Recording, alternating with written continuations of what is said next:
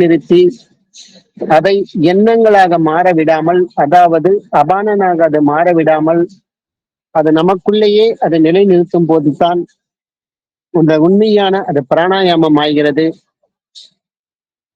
அப்போதுதான் அது மோட்சத்துக்குரிய ஒரு நல்ல மார்க்கமாகவும் அது அமைகிறது என்பதை பற்றித்தான் பார்த்தோம்.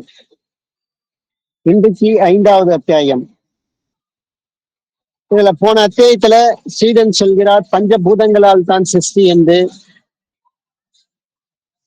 அதை பற்றி ஞானபிதா இந்த அத்தியாயத்தில் நமக்கு தெளிவுபடுத்துகிறார். பொதுவாக பஞ்சபூதங்கள் என்பது என்ன?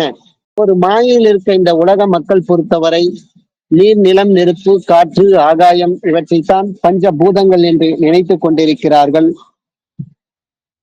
அது வெளியிலிருந்து அது செயல்படக்கூடிய அந்த 5 வகையான குண ரீதியான இயல்புகள் தான் அது. அதெல்லாம் உண்மையாக பஞ்சபூதங்களா, இல்ல நமக்குள் இருக்கக்கூடிய அந்த ஜீவசக்தியான வாயு அதனுடைய பல்வேறு பரிமாணங்களினால் ஏற்படக்கூடிய அதனுடைய குண இயல்புகளைத்தான், அதனுடைய உண்மையான அந்த குணங்கள் தான் பஞ்சபூதங்களா என்பதுதான் இந்த அத்தியாயத்துல முதல்ல நமக்கு தெளிவுபடுத்துறாரு. சிஷியன் சொல்றாரு பிருத்திவி, அப்பு, தேயு, வாயு, ஆகாயம் இவைகள் தான் பஞ்சபூதங்கள் என்கிறார்.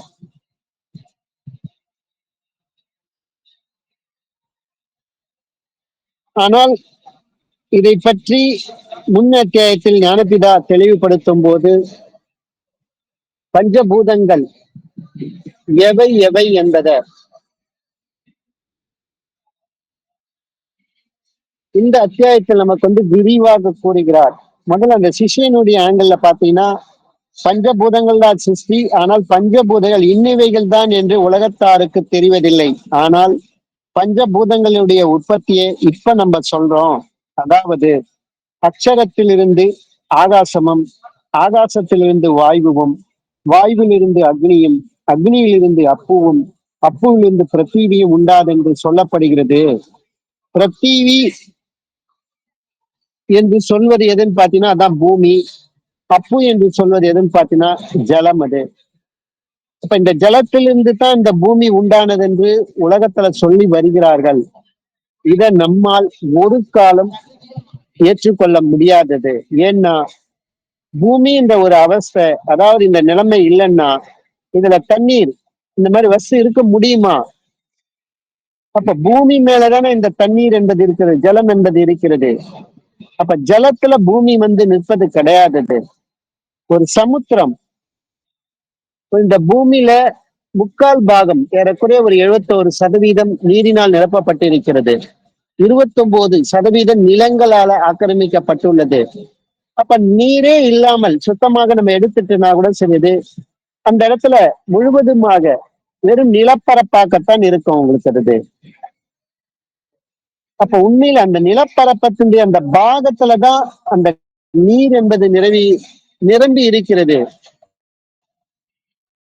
அப்ப உண்மையில பாத்தீங்கன்னா பூமியிலிருந்து தண்ணீர் உண்டானதா, தண்ணீரிலிருந்து பூமி உண்டானதா?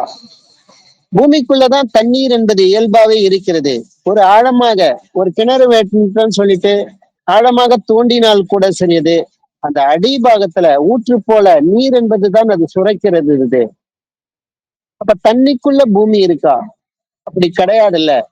வெளி தோற்றத்துக்கு நீரினால் இந்த பூமி உருண்டை என்பது நிரப்பப்பட்டிருக்கிற மாதிரி 71%.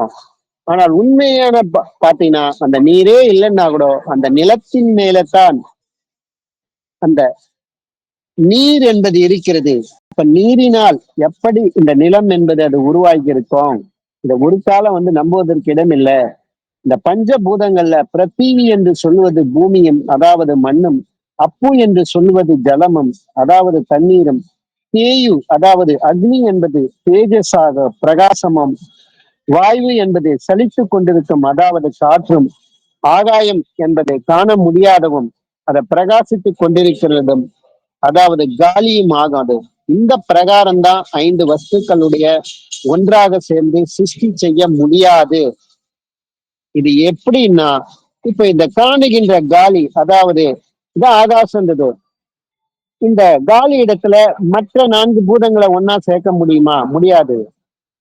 அப்ப வாயு என்று சொல்ல சலித்துக் கொண்டிருக்கின்ற இந்த காற்றுல இதை பிடிச்சு பாக்கி உள்ள 5 பூதங்களோடு சேர்க்க முடியுமா? முடியாதது.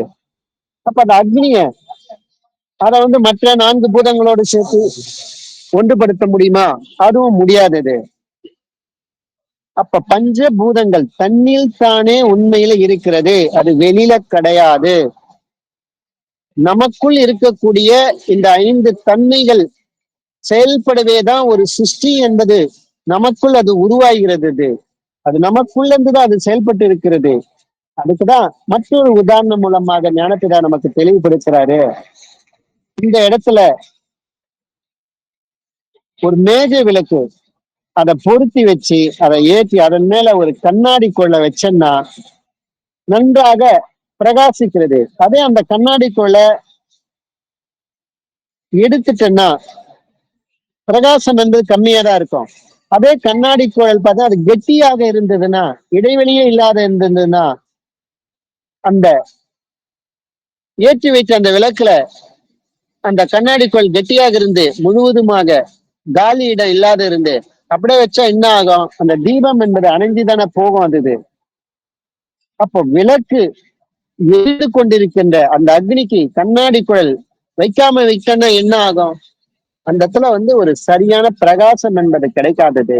அப்போ அந்த பரவி கிடைக்கின்ற அந்த பிரகாசமா இருக்கிற அந்த சக்திக்கு கண்ணாடி குழல் வைக்கும் போதுதான் அந்த ஒளி அது சிதறி பல்வேறு விதமாக பரவி போறாமல் அந்த பிரகாச சக்தி ஒன்றாகிறது. அந்த மாதிரி ஒன்றான போதுதான் அந்த குழலா இருக்கிற அந்த கண்ணாடியில மூலமாக நல்ல பிரதிபிம்பித்து நமக்கு அதிகமாக பிரகாசம் ஏற்படுகிறது. ஆனா கண்ணாடியால் செய்த அந்த குழலுக்கு காலியான உள் வெளி என்பது ஒரு காலி இடம் ஒண்ணு இருக்குது இல்ல, அந்த காலிதான் ஆகாசன்றது. அந்த காலியான ஆகாச வழியில் தான் இந்த வாயு கதாகதம் நடனம் செய்கிறது. அப்ப அந்த தீபத்திற்கும் அந்த கண்ணாடி குழலுடைய அந்த சுவருக்கும் நடுப்புற பாத்தீங்கன்னா ஒரு காலியான ஆகாசம் என்பது இருக்கிறது. அதுலதான் அந்த வாயினுடைய அந்த நடமாட்டம் என்பது அதுல இயல்பாவே இருக்கிறது. அந்த மாதிரி வாயினுடைய நடமாட்டம் இல்லைன்னா அந்த இடம் எரியுமா? அது எரியத்துக்கு வாய்ப்பு கிடையாது. தொடர்ந்து அந்த பிரகாசம் ஏற்படுறதுக்கு வாய்ப்பு கிடையாது. ஆனா அந்த கண்ணாடி கோயிலுக்கும் அக்னிக்கும் தம்முள் யாதொரு பாத்தியத்தை, அதாவது கண்ணாடி கோயிலுக்கும் நடுப்புற அந்த தீபத்துக்கும் ஏதாவது ஒரு தொடர்பு இருக்கான்னு பார்த்தா எதுவுமே சம்பந்தமே கிடையாது. அப்ப அந்த கண்ணாடி கோயிலுக்கு நடுப்புற ஒரு காலியான ஆகாசம் என்பது இருக்கிறது. அந்த காலியான ஆகாசத்துல வாயு நடனம் செய்கிற விதமே அக்னி அதுல எரிந்து கொண்டிருக்கிறது. அப்போ கண்ணாடி கோயிலை வைக்காத விட்டுனா அந்த பிரகாசம் எல்லா இடத்துலயும் சிதறி போயிருக்கும். அப்ப அந்த கண்ணாடி கோயிலுடைய தடங்கள் வந்த போதுதான் அது பரவாம அது உள்ளுக்குள்ளேயே அந்த பிரகாசம் ஒன்றாகுது, ஒரே சக்தி ஆகுது. அப்ப அந்த குழலா இருக்கிற அந்த கண்ணாடி மூலமாகத்தான் அது மூலம் ஒன்றான அந்த சக்தியானது அதை பிரதிபிம்பித்து மிகவும் வெளிச்சமாக நம்மளால பார்க்க முடியுது. அப்ப குழாயை அந்த கண்ணாடி கொள்ளை எடுத்த போதும் அக்னி அங்கதான் இருந்தது, ஆகாயமும் வாயுமும் அங்கதான் இருந்தது. இருந்தாலும் முன் போல பழையபடி அது பிரகாசம் இருந்தது அந்த மாதிரி கிடையாது. அப்ப அந்த பிரகாரம் உள்ள அந்த சக்தி வெளியில போயிடுச்சு, சிதறி போய் பரவி இருக்கு. அதெல்லாம் முன் போல அந்த பிரகாசம் அதுக்கு கிடைக்கிறதுக்கு இல்ல. அப்ப அந்த பிரகாசமா இருக்கிற அந்த சக்திக்கு தான் கண்ணாடி கோயில தடை நேரிட்டு தான் பிரதிபிம்பிச்சது. அந்த மாதிரி தடையற்று பழி இல்லாதது. அந்த கண்ணாடி கோயில் இல்லைன்னா அது முன் போல பிரகாசிக்கிறது இல்லை. கண்ணாடி கோயில் வச்ச உடனேதான் அது பிரகாசம்ன்றது அதிகமாக இருக்கிறது. இதே பிரகாரம்தான் நம்முடைய நிலைமையும். அப்ப ஒவ்வொருடைய நிலைமையும் என்னன்னு பாத்தீங்கன்னா நமக்குள்ளயும் நம்மளுடைய கண்ணுக்கு தெரியக்கூடிய இந்த உடலுக்கு உள்ள ஆகாயம் என்ற அந்த காலியிடமும் இருக்குது, அதுல வாயுனுடைய நடமாட்டமும் இருக்கு, இந்த அக்னியும் நமக்குள்ள இருக்கிறது. அது நமக்கு நான் என்கின்ற அந்த அவஸ்தை ஒரு கண்ணாடி குழாயும் உண்டு. எப்ப நான் என்கின்ற அந்த அவஸ்தையான அந்த குழலை வைக்கிறோமோ அப்பதான் அதன் மூலமாக தான் பிரதிபிம்பித்து காண்கிறதாகும் இந்த உலகு. நமக்குள்ள ஜீவன் இருக்கு, வாயு ரூபமாக இருக்கிறது. நமக்குள்ள அக்னியே இருக்குது. அதுல நான் எனும் அந்த அகங்காரம் மூலமாகத்தான் நமக்குள்ள இருந்து அது வெளிப்பட்டு உலகத்தை காண்பது, கேட்பது, அறிவது ஆகிய அந்த உலகத்தினுடைய நிலைமைகள் என்பது நமக்குள்ள அது தோன்ற ஆரம்பிக்கிறது. அப்ப இந்த இடத்துல நான் என்பதுதான் அந்த இடத்துல நமக்கு அந்த கண்ணாடி குழல் என்று இந்த இடத்துல சொல்றது அது. எப்ப அந்த நான் என்கின்ற அந்த கண்ணாடி குழையை எடுக்கிறோமோ அப்ப நம்ம இந்த உலகத்தை நம்மளால பார்க்க முடியறது கிடையாது. அப்போ இது இல்லாம பஞ்ச பூதங்களால சிருஷ்டிக்கப்படுகிறது என்று சொல்லுவதற்கு எந்த விதத்துல இந்த இடத்துல அது யுக்திக்கு அது பொருத்தம் இல்லாததான் இருக்கிறது. இதுக்கு காரணம் பிரதீவி, அப்பு, தேயு, வாயு, ஆகாயம் இவைகள் எல்லாமே ஒன்றாக சேர்த்து சிருஷ்டித்து இருந்ததுன்னா வெளியில இருக்கிற இந்த பஞ்சபூதங்கள் என்று சொல்கிறார்களே இது எல்லாமே ஒன்றா சேர்ந்து சிருஷ்டித்து இருந்தால் ஒரு காலம் செத்து போவதற்கு இடமில்லை. அப்ப எது குறைவா இருக்கோ அது வெளியில இருந்து நம்ம அதை நிரப்பி அந்த ஆல்டர் பண்ணிடலாம்ல. அதனால செத்து போகிறதுக்கு வாய்ப்பு இருக்கா? வெளியில இருந்து ஏதோ ஒண்ணு எடுத்து அதில் ஆல்டர் பண்ணி அதை அந்த பஞ்சபூதத்தை நிரப்பி வச்சு சரி பண்ணா நம்ம செத்து போகிறதுக்கு வாய்ப்பு இருக்கா? கிடையாது. இல்ல தவிர நாம் ஒருவருடைய மூக்கையும் வாயையும் அடைத்து கெட்டியாக பிரிச்சோம்னா அப்போ அவர் செத்து போகிறாரு. அது எப்படி அவர் செத்து போக வேண்டும் அப்படின்னு பாத்தீங்கன்னா ஆகாசம் என்ற அந்த பூதத்தையும் சேர்த்து சித்தித்ததல்லவா. அப்ப நமக்கு மூக்கு வாய் ரெண்டு காலியான வழி, இந்த ரெண்டு வழியை அடைத்து பிரிச்சால் மட்டுமே நம்ம செத்து போறோம். அப்ப வாயு என்கின்ற அந்த பூதம் அதுல தானே ஏற்கனவே இந்த தானே இருக்குது. அந்த வாயுவுக்கு இந்த வாய் மூக்கு அந்த ரெண்டு வழியாகத்தான் அது போகணுமா, மீதி இல்ல காலியான வழியில அது சஞ்சரிக்கலாமா? காதல கூட கேப் இருக்கு, அது வழியா சஞ்சரிக்கலாம்ல. தோல்ல கூட சின்ன சின்ன இடைவெளி இருக்கு, அதன் மூலமாக வேர்வை இருக்குது, அதன் மூலமாக சுவாசிக்கலாம்ல. கண்ணு வழியா சுவாசிக்கலாம்ல, வெளியில போலாம்ல. கிடையாதுல்ல. அப்ப அக்னி என்கின்ற அந்த பிரகாசம் அதுல உண்டாகி இருக்கிறது. அப்போ முன் அடக்கி பிடித்தல ரெண்டு காலி இடையும் அந்த மாதிரி அடக்கி பிடித்த ரெண்டு காலி வழியில பிரகாசிக்க மட்டும் முடிவதில்லை. அப்ப பாக்கி உள்ள காலி வழியால மூலம்தான் பிரகாசிக்கிறது. அதுக்கு அதெல்லாம் இது எல்லாமே ஒன்றாக சேர்த்தல்லவா இந்த மாதிரி சிருஷ்டின்னு சொல்றது இது. அப்போ அந்த காலி வழி அதாவது வாயுவையும் அந்த மூக்கையும் மாத்திரமே நம்ம அடைத்து பிடித்த போது நம்ம செத்து போவதுக்கு நம்ம காரணம் என்னன்னு பாத்தீங்கன்னா அதுக்குதான் இப்ப அந்த மேதை விளக்கு அது எரிந்து கொண்டே இருக்கிறது. அதில் வைத்திருந்த அந்த கண்ணாடி கோயிலை அதன் மேல் அதனுடைய காலி வழி அடைச்சிட்டுன்னா என்ன ஆகும்? அப்ப எரியும் போது அதுல இருந்து வரக்கூடிய அபானன் அந்த கார்பனான அந்த காற்றுன்னு வரல, அது போகிறதுக்கு வழி இல்லைல்ல. அது வெளியில போனாதானே வெளியில இருந்து அது எரிவதற்கு தேவையான வாயு ஆக்சிஜன் என்பது அந்த தீபத்துக்கு கிடைக்கும் வந்தது. ஆனா அது போக்குவரத்துக்கு அந்த வழியை அடைச்சிட்டுனா அந்த காலி இடத்துல எரிந்து கொண்டிருக்கின்ற அந்த தீபத்தின் மூலமாக வரக்கூடிய அந்த கார்பன் டை ஆக்சைடு முழுவதுமாக நிரம்பிடுது. அப்ப அதால என்ன ஆகுது? இந்த தீபம் அணைஞ்சி போகுது. அதே மாதிரிதான் நம்மளுடைய இந்த உடம்புல ஜொலித்து கொண்டிருக்கின்ற அந்த பிராணனுடைய நிலை நமக்கு என்னன்னா அந்த எண்ணங்கள் மூலமாக அது அபானம் ஆகுது. மனதினுடைய ஓட்டங்கள் மூலமாக அகானம் கேட்பது, காண்பது, அறிவது மூலமாக நம்மளுடைய வாய் மூக்க மூடிந்தா கூட எல்லாமே அபானம் தானே ஆகுது. அப்ப அந்த அபானம் நமக்குள்ள நிக்க முடியாதது, அது வெளியில போய்தானே ஆகணும். அப்ப நம்ம வாயையும் மூக்கையும் மூடினா என்ன ஆகும்? வேற வழி அது போகிறதுக்கு வழி கிடையாது. அப்ப இயல்பாவே நம்ம செத்து போகிறதுக்கான சூழ்நிலை அது உருவாகுது. அப்போ அது காரணம் என்னன்னு பார்த்தா அதிலிருந்து எரிந்து ஜொலித்து கொண்டிருக்கும் போது மேல் பக்கமா வருகின்ற ஆவிய அங்க புகைய வெளியில போவதற்கு தடை இருந்ததுனால அதிலேயே அடங்கி நிறைந்து தடித்து அக்னி எறிவதற்கு முடியாமல் அணைந்து போகிறது. இதே மாதிரிதான் நமக்கும் அந்த விளக்கா இருக்கிற இந்த ஜடத்திலிருந்து அக்னி எரிந்து ஜொலித்து நான் என்கின்ற இந்த அவஸ்தையான இந்த கண்ணாடி சொல்லின் வழியாகத்தான் விசாராதிகளாகிய அந்த புகையாகி இருக்கின்ற அந்த ஆவி வெளியில போய் இருக்கு தடை ஏற்படுது. அப்போ அந்த இடத்துல என்ன ஆகுது? ஆவி சேரக்கூடிய ஸ்தானத்தில் போய் சேராம நம்ம இந்த ஜடமாகிய இந்த உடம்புக்குள்ளேயே அது தங்கி தங்கி அது நிறைந்து வீங்கியதால அது எரியாமல் நமக்குள்ள அது அணைந்து போகுது. அப்பதான் நம்ம செத்து போறோம். இந்த மாதிரி அக்னி உண்டாயிருப்பதற்கு உதாரணம் பாத்தீங்கன்னா, இப்ப இந்த ஜடத்தை நம்ம தொட்டு பார்த்தாலோ தேய்த்து பார்த்தாலோ சூடு இருக்கிறது. ஆனா நமக்குள்ள ஒரு பிணத்துக்கு இந்த மாதிரி தேய்ச்சாலோ தொட்டு பார்த்தாலோ அதுல அக்னி இருக்குமானா இருக்காதது. காரணம் அதுல ஜீவன் கிடையாதது. அந்த ஜீவனாகி அந்த வாயு தான் சரியது அக்னியாக அதுதான் மாறுது. அப்ப ஜீவன் நமக்குள்ள உள்ள இருக்கும் வரைதான் நமக்குள்ள அந்த அக்னி என்பது இருக்குது. ஆனா ஜீவன் நம்ம விட்டு போயிடுச்சுன்னா அந்த வாயுல இருந்து தானே ஜீவசக்தி வாயுல இருந்து அக்னி நமக்குள்ள அது உருவாச்சது. அப்ப அந்த வாயுவே இல்லைன்னா அது உடம்பு குளிர்ந்து போகுது. அப்ப நமக்கு ஒரு பிணத்துக்கு பாத்தீங்கன்னா தொட்டு பார்த்தாலோ தேய்த்து பார்த்தாலோ சூடு என்பது இருக்கிறது இல்ல. அப்ப அதே மாதிரிதான் இப்ப சொன்ன மாதிரி அந்த மேஜை விளக்கிலிருந்து அந்த எரிந்து கொண்டிருக்கும் போதுதான் அதற்கு வைத்திருந்த அந்த கண்ணாடி குழலுடைய அடியிலிருந்து அந்த கண்ணாடி குழைக்கு யாதொரு சம்பந்தம் இல்லாமல் அக்னி எரிந்து கொண்டிருக்கிறது. அப்ப அந்த கண்ணாடி குழலுக்கும் அது உள்ளில் எரிந்து கொண்டிருக்க அந்த தீபத்திற்கும் ஏதாவது ஒரு சம்பந்தம் இருக்கா? இல்ல, காலி இடம் தான் இருக்கிறது. அப்ப அந்த சமயத்தில் அந்த குழலுடைய அந்த கண்ணாடி குழலுடைய ஏதோ ஒரு பாகத்தை கையில தொட்டு பார்த்தோம்னா சூடு இருக்கும்ல.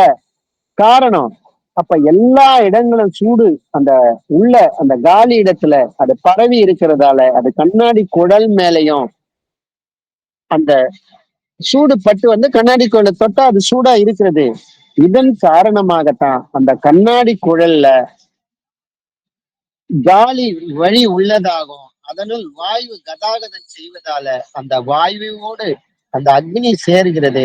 அந்த கண்ணாடி குழாய் அந்த காலி வழி இடம் வரையிலும் அது ஃபுல்லா வியாபித்து இருந்ததால அந்த குழலுக்கு சூடு உண்டாகிறது. அதே மாதிரிதான் நமக்குள்ளேயே இந்த உடம்புலையும் இந்த அக்னி இருக்கிறது, இந்த காலி இடமும் இருக்கிறது, இதுல வாயுனுடைய நடமாட்டமும் இருக்கிறது. அதாலதான் நம்ம ஒரு உயிரோடு இருக்கக்கூடிய ஒரு உடம்புல வெளியில் தெரியக்கூடிய இந்த உடம்புல தொட்டு பார்த்தா சூடு இருக்கிறதுக்கும் காரணம் அதுதான். இந்த கண்ணாடி குழல்ல இருக்கிற மாதிரிதான் அதே மாதிரி நிலைமையிலே தான் ஒரு விளக்க உதாரணமா வச்சு சொன்னாரு. இதே மாதிரி நிலைமையில தான் நமக்குள்ளேயும் அந்த சூடுன்றது அது இயல்பாகவே அது இருக்கிறது. அப்ப அந்த பஞ்சபூதங்களால் சிருஷ்டி அது என்னன்னு பாத்தீங்கன்னா அக்ஷரமாக அதுதான் ஆகாசம் என்ற ஒரு நிலைய இருக்குது நமக்குள்ள. அது பிரம்மம் என்ற ஒரு நிலை. அதிலிருந்து தான் பிரம்மம் மாயை என்ற இரண்டு நிலைகளாக அது இயல்பாக அது பிரிவு வருது. ஆகாசம் என்கின்ற ஒரு காலி இடம் இருக்கிறது நமக்குள்ள. அதுல சலனம் ஏற்படும் போதுதான் அது வாயு ஆகிறது. அதுதான் அந்த சலனம் தான் நமக்கு ஜீவன் ஆகிறது. அப்ப அதுதான் அந்த சலனம் தான் நமக்கு அது மாயை ஆகிறது. ஆகாசம் என்பது அது பிரம்மமாகவும் அந்த ஜீவன் சலனம் என்பது வாயு ஆகிறது. அப்ப ஆகாசம் என்ற நிலையில் தான் அது சதா சிவனாக இருக்கிறது. அதிலிருந்து சலனம் ஏற்படும் போது தான் அது சிவன் ஆகிறது, ஜீவன் ஆகிறது. அப்ப அந்த சலனத்தின் காரணமாகத்தான் வெப்பம் உண்டாகிறது. அப்ப ருத்ரன் என்கின்ற ஒரு நிலை அப்பதான் நமக்குள்ள அது உருவாகுது. அப்ப அந்த ருத்ரன் என்ற நிலையிலிருந்து தான் மனமாகிய அந்த ஜலாம்சமாகிய அந்த விஷ்ணு என்பது அதுல உருவாகுது. அப்ப அந்த மனம் என்று உருவானாலே அது கூடவே நான் எனும் அகங்காரமாகிய கெட்டித்தன்மையாக அந்த பிரம்மா என்கின்ற ஒரு நிலையம் அது நமக்குள்ளதான் அது உருவாகுது. நமக்குள் இயல்பாகவே இருக்கக்கூடிய இந்த ஒரு நிலை, இந்த பரிணாமங்கள் அக்ஷரம் என்ற நிலையிலிருந்து அதுல ஏற்பட்ட பல்வேறு விதமான அந்த பரிணாமங்கள் நிலைதான் இந்த பஞ்சபூதங்கள் என்று சொல்றது. இதுதான் பஞ்ச குணங்கள் என்பது சொல்றது. இது ஐந்துமே எப்போ நமக்குள்ள அது ஒருங்கிணைந்தால் மட்டும்தான் சரியது ஒரு சிருஷ்டி என்பது நடைபெறுகிறது. இப்ப எந்த ஒரு செயலும் செய்தாலும் கிடையாது, இதனுடைய ஐந்து நிலைகளும் ஒருநிலைப்படும் போதுதான் நம்ம வெளியில எந்த செயலுமே செய்ய முடியும். இப்ப நான் இந்த சத்சங்கத்துல பேசுறேன்னா கூட சரியது, இது ஐந்தும் அதனுடைய தேவையான அளவுக்கு அதனுடைய காம்பினேஷன்ஸ் இருந்தா மட்டும்தான் நான் வெளியில இந்த சத்சங்கத்துல வெளியில வியாபித்து என்னால இது பேச முடிகிறது. இதே மாதிரி இந்த சத்சங்கன்றது எனக்குள் ஏற்படக்கூடிய இது ஒரு சிருஷ்டி. இது அப்ப இந்த பஞ்ச பூதங்களால் தான் ஒவ்வொரு சிருஷ்டி என்று நடைபெறுகிறது. அதே மாதிரி ஒரு சம்போகம் நடைபெற வேண்டும் என்றாலும் சரியது, அதன் மூலம் சரியது, ஒரு குழந்தை உருவாக வேண்டும் என்றாலும் சரியது, இந்த ஐந்தினுடைய இந்த ஒருங்கிணைப்பு இருந்தால் மட்டும்தான் நடைபெறும். இதே நைட்டு நம்ம தூங்கிட்டு இருக்கிறோம். அந்த தூங்குற டைம்ல பாத்தீங்கன்னா நம்மளுக்கு அகங்காரம் அதனுடைய உற்பத்தி ஸ்தான இடத்துல ஒடுங்கி இருக்கு, மனம் என்பது அதனுடைய உற்பத்தி ஸ்தானத்துல ஒடுங்கி இருக்குது, ஜல அம்சமான அந்த மனமானது. ஆனா நமக்குள்ள அக்னி என்பது நைட்டு தூங்க சொல்ல இருக்கிறது, கூடவே வாயுனுடைய நடமாட்டமும் இருக்கிறது, ஆகாசனுடைய தன்மையும் நமக்குள்ளதான் இருக்குது. ஆனா தூங்க சொல்ல அது மூணும் நமக்குள்ள அது செயல்பட்டு கொண்டுதான் இருக்கிறது. ஆனா மனம் மட்டும் லயப்பட்டு இருக்கிறது அதனுடைய உற்பத்தி ஸ்தான இடத்துல, ஜீவன்ல. அதே சமயம் அகங்காரமும் அதுல அடங்கி இருக்கிறது. அப்ப பாத்தீங்கன்னா அந்த இடத்துல உற்பத்தி இருக்கா? எந்த ஒரு சிருஷ்டியும் இல்லைல்ல. சம்யோகம் பண்ணணும் அந்த எண்ணம் கூட நமக்குள்ள அது வரதில்லைல்ல. அப்ப டெய்லி தூங்க சொல்ல நமக்கு உலகங்க என்ற ஒரு அவஸ்தை இல்லை. ஆனா இது அஞ்சும் ஒருங்கிணைத்து செயல்படும் போது அது வெளியில வரும்போது தானே நம்ம தினசரி காலையில நமக்கு உலகம் என்கின்ற ஒரு அவஸ்தை கேட்பது, காண்பது, அறிவது மூலமாக நமக்குள்ள அது உருவாகுது. அப்ப அந்த உலகம் என்கின்ற அவரவர்களுக்கு ஏற்படுகின்ற அந்த உலகம் என்கின்ற அந்த சிருஷ்டி அவரவர்களுக்கு இருக்கக்கூடிய அந்த பஞ்ச பூதங்களால தான் அது நடைபெறுகிறது. அப்ப வெளியில இருக்கக்கூடிய அந்த பஞ்சபூதங்களால் அது நடைபெறுகிறதா? அது கிடையாது. அப்ப இந்த பஞ்சபூதங்கள் அது மாயினுடைய அது விளைவாகத்தான் அந்த ஜீவனை அது விரயம் செய்து கொண்டு இந்த 5 பஞ்சபூதங்களும் அது வெளியில வியாபிக்கிறது. அப்ப நமக்குள்ள இருக்கக்கூடிய அந்த ஜீவனை நம்மளால காப்பாற்ற முடியல. அப்ப வெளியில் இருக்கக்கூடிய பஞ்சபூதங்கள் என்பது பாத்தீங்கன்னா அதை கேட்பதற்கும், காண்பதற்கும், அறிவதற்கும் நம்மளுடைய அந்த ஜீவனை விரயம் செய்து கொண்டு இந்த 5 பஞ்சபூதங்களும் ஒருங்கிணைத்து செயல்பட்டாதான் அது வெளியில அதை பார்க்க முடியுது. அப்ப அந்த சிருஷ்டி என்பது ஒண்ணு நடைபெறணும்னாலே நமக்குள் அந்த தினசரி காலையில எழுந்தோன்னா உலகம் என்கிற சிருஷ்டி வருது. அதே சமயம் அது பகல் ஃபுல்லாவே சிருஷ்டி இருக்கு, நைட்டு தூங்க சொல்ல எல்லாமே லயம்படுது. எல்லாமே இதுக்கு அடிப்படை காரணமாக இருப்பது எதுன்னு பாத்தீங்கன்னா அது நமக்குள் இயங்கக்கூடிய அந்த பஞ்சபூதங்களாலதான் நமக்கு சிருஷ்டி உருவாகுது. அதே சமயம் ஒரு குழந்தை உருவாக வேண்டும் என்றாலும் சரிது, சம்போகம் பண்ணணும்னு எண்ணம் உருவாகணும்னா கூட சரிது, இந்த பஞ்சபூதங்களுடைய நமக்குள் இருக்கக்கூடிய அந்த பஞ்சபூதங்களுடைய ஒருங்கிணைப்பானதான் புதியதாக ஒரு குழந்தை என்கின்ற ஒரு சிருஷ்டியை நம்ம உருவாக்க முடியும். அதே மாதிரிதான் இந்த சத்சங்கத்துல நான் பேசணும்ன்ற ஒரு சிருஷ்டியை நான் உருவாக்கணும்னா கூட சரிது, இந்த 5னுடைய ஒருங்கிணைப்பு இருந்தா மட்டும்தான் அது சிருஷ்டி. வெளியில் இருக்கக்கூடிய நீர், நிலம், நெருப்பு, காற்று, ஆகாயம் என்று சொல்றாங்களே அந்த பஞ்சபூதங்களால் அது உண்மையான அது சிருஷ்டி என்பது அது கிடையாதது. இது நமக்குள் இயங்கக்கூடிய பஞ்சபூதங்களாலதான் சிருஷ்டி என்பதை தான் ஞானபிராவது இந்த இடத்துல நமக்கு இந்த அத்தியாயத்துல தெளிவுபடுத்துறாரு. இதனுடைய தொடர்ச்சியை நாளைக்கு நம்ம பார்க்கலாம். அனைவருக்கும் ஆத்ம நமஸ்காரம். உடம்புனுடைய சகலவிதமான பாகங்களிலும் பரவி எப்பொழுதும் விட்டு பிரியாமல் ஸ்நேகம், மோகம் முதலிய கெட்ட வழக்கங்களை உண்டாக்கி கொண்டிருக்கின்ற ராகத்து வேசாதிகளான விருப்பு வெறுப்பு எனும் பெரும் வியாதிகள் யார் ஒருவரால் வேறொரு அறுக்கப்படுகிறதோ அந்த அசாதாரண வைத்தியருக்கே நமஸ்காரம். நாம் நேத்திக்கு வரைக்கும் 4வது அத்தியாயத்தில் இருக்கக்கூடிய பகுதிகள் எல்லாம் பார்த்துருந்தோம். அதில் பிரம்மாவாக இருந்து நம்மளை படைப்பது யாரு அப்படின்னா ஜீவசக்தியான வாயு அப்படின்னு சொல்லியிருந்தோம். ஆனால் உலகத்தை பொறுத்த வரைக்கும் நாம் பஞ்சபூதங்களால தான் சிருஷ்டிக்கப்பட்டோம் அப்படின்னு சொல்லி வர்றாங்க. ஸோ அதனுடைய காரணம் என்ன அப்படிங்கிறது தான் இங்கே சீடன் கேட்கக்கூடியது. அப்படி உலகத்தில் சொல்லி வரக்கூடிய பஞ்சபூதங்கள் அப்படிங்கிறது என்னென்ன அப்படின்னா நாம் வெளியில் பார்க்கக்கூடிய நிலம், நீர், காற்று, பூமி, ஆகாசம் அப்படின்னு சொல்லக்கூடியது. இதைத்தான் உலகத்தில் இருக்கக்கூடியவங்க பஞ்சபூதங்களாகவும் நினைக்கிறாங்க. இந்த பஞ்சபூதங்களை வைத்து தான் நாம உண்டானதாகவும் நினைக்கிறாங்க. அப்படி ஒரு பஞ்சபூதங்களுடைய சிருஷ்டி உண்டாகிறத அவங்க எப்படி சொல்றாங்க அப்படின்னா அந்த ஆகாசத்திலிருந்து வாயு உண்டானதாகவும், வாயுவிலிருந்து அக்னி உண்டானதாகவும், அக்னியிலிருந்து இந்த ஜலம் உண்டானதாகவும், ஜலத்திலிருந்து நிலம் உண்டானதாகவும் சொல்லி வர்றாங்க. இது வெளியில் இருக்கக்கூடிய பஞ்சபூதங்களுடைய நிலைமையாக சொல்லி வர்றாங்க. அப்போ உண்மையாகவே அந்த மாதிரியான வெளியில் இருக்கக்கூடிய 5 பூதங்களும் இந்த முறைப்படி உண்டாகிறதுக்கு வாய்ப்பு இருக்குதா அப்படிங்கிறத நம்ம ஆலோசனை செஞ்சு பார்க்கணும். இப்போ ஜலம் அப்படின்னு சொல்லக்கூடியதுலேருந்து நிலம் அப்படின்னு சொல்லக்கூடிய ஒரு பூதம் வரணும் அப்படின்னு சொன்னால் அதுக்கு வாய்ப்பு இருக்குதா அப்படிங்கிறத கவனிக்கணும். ஏன்னா இந்த உலகத்தை கவனித்து பார்த்தோன்னு சொன்னால் கிட்டத்தட்ட வெளித்தோற்றத்தில் பார்க்கும்போது ஒரு 75% பக்கத்தில் பார்த்தீங்கன்னா நீர் இருக்கிறதாவும், ஒரு 25% மாத்திரமே நிலம் இருக்கிறதாவும் இந்த உலகத்தில் சொல்லி வர்றாங்க. அப்போ இந்த அதிகபட்சமாக இருக்கக்கூடிய ஜலத்தினுடைய எண்ணிக்கையானது இந்த குறைந்தபட்சமாக இருக்கக்கூடிய நிலத்தினுடைய பாகத்திலிருந்து வந்ததாக சொல்கிறதுங்கிறது நம்மளால் அது புரிஞ்சுக்க முடியதா இருக்குதா? ஒரு ஜலத்திலிருந்து ஒரு நிலம் உண்டானதுங்கிறது உண்மையாகவே அது புரிஞ்சுக்கக்கூடியதாக இருக்குதாங்கிறத நம்ம ஆலோசனை செஞ்சு பார்த்தோம் அப்படின்னு சொன்னால் அதுக்கு வாய்ப்பு இல்லை. ஏன்னா இந்த ஜலம் நிற்கிறதே அந்த பூமி மேலே தான், அந்த நிலத்தின் மேலே தான். அந்த ஜலம்னு நாம் சொல்கிறது 75% கீழேயும் அங்கே என்ன இருக்குது அப்படின்னா நிலம் தான் இருக்குது. அதனால் இந்த உலகம் முழுவதுமே நிலத்தால் ஆனது தான்.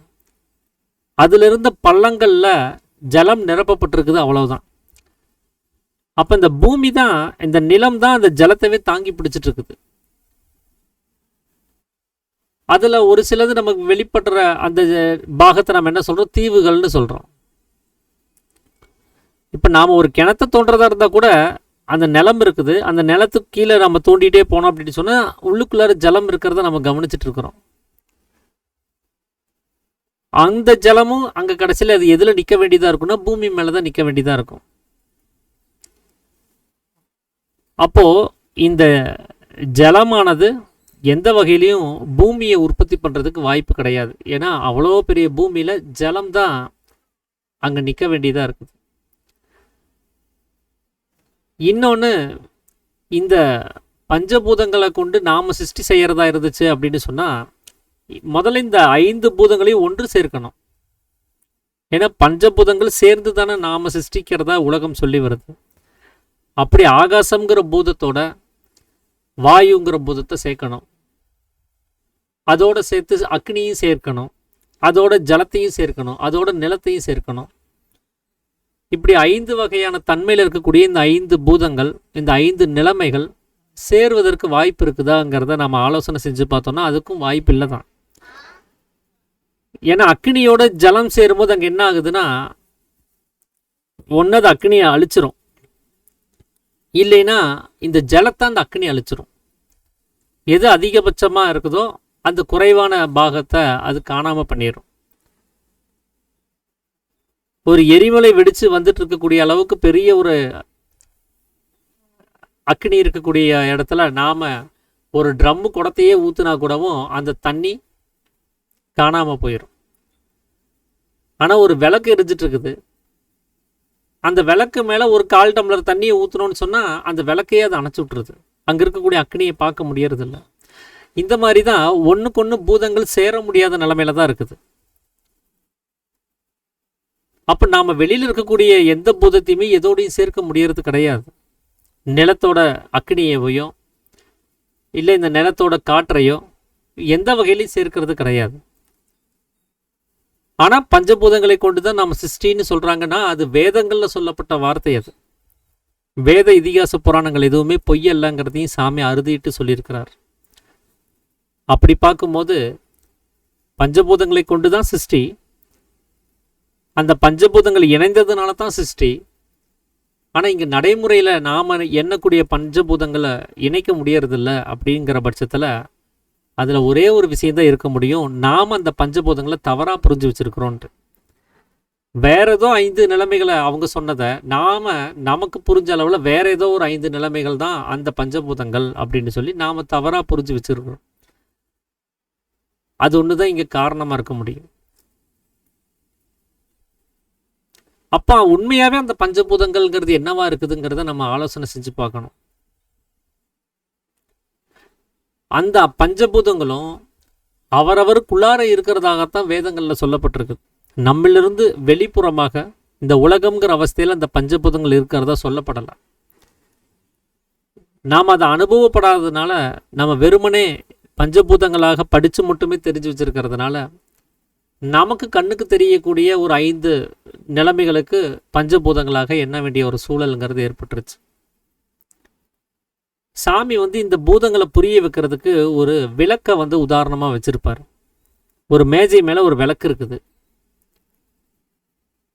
அதில் நாம் என்ன பண்ணுறோம் அப்படின்னா ஒரு அக்னியை கொளுத்தி வைக்கிறோம்.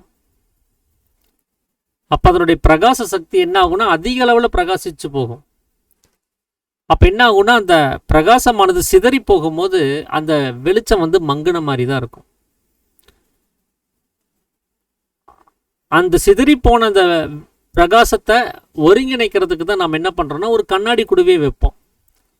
அதனுடைய அளவீடு எந்த அளவுக்கு பிரதிபலிக்க முடியுமோ அந்த அளவுக்கு குறுகியதாக அது பிரதிபலித்து தரும். அப்போ சிதறி போன அந்த பிரகாசமெல்லாம் ஒரே இடத்துல சேர்ந்து இருக்கும்போது குறைந்த அளவில் மட்டுமே சிதறி போகும்போது அதிக அளவில் நமக்கு பிரகாசம் கிடைக்கும். அதுக்காக தான் அந்த கண்ணாடி குடுவையை வச்சு அதிக அளவில் சிதறி போகக்கூடிய பிரகாசத்தை தடுக்கிறோம். அப்படி அந்த கண்ணாடி குடுவையை வைக்கும் போது உள்ள எரியக்கூடிய அந்த அக்னிக்கும் இந்த கண்ணாடி குடுவைக்கும் நடுவில் ஒரு காலி இடம்னு ஒன்று வேணும். அங்கே காலி இடம் இல்லாமல் கெட்டியா பருமனா அங்கே இடமே இல்லாத காலி இடமே இல்லாத அளவுக்கு கெட்டியாக வேற ஏதாவது ஒன்று நிரப்பி வச்சோன்னு சொன்னால் அங்கே காலி இடம் இல்லை அப்படின்னு சொன்னால் நமக்கு இந்த அக்னியானது எரியறது கிடையாது. அப்போ உள் அப்படின்னு கண்ணாடி குடுவைக்குள் அப்படின்னு சொல்லக்கூடிய அந்த காலி இடம் அப்படிங்கிறது ஒன்று வேணும். அப்போ தான் அந்த அக்னியினால சுலபமாக எரிய முடியும். இப்போ அந்த கண்ணாடி குடுவையும் நாம் என்ன பண்ணுறோம் மூடி வைக்கிறோன்னு வச்சுக்கோங்க. ஏற்கனவே உள்ளே இருக்கக்கூடிய பிராணனை வச்சு தான் அது எரிஞ்சிட்டு இருக்குது.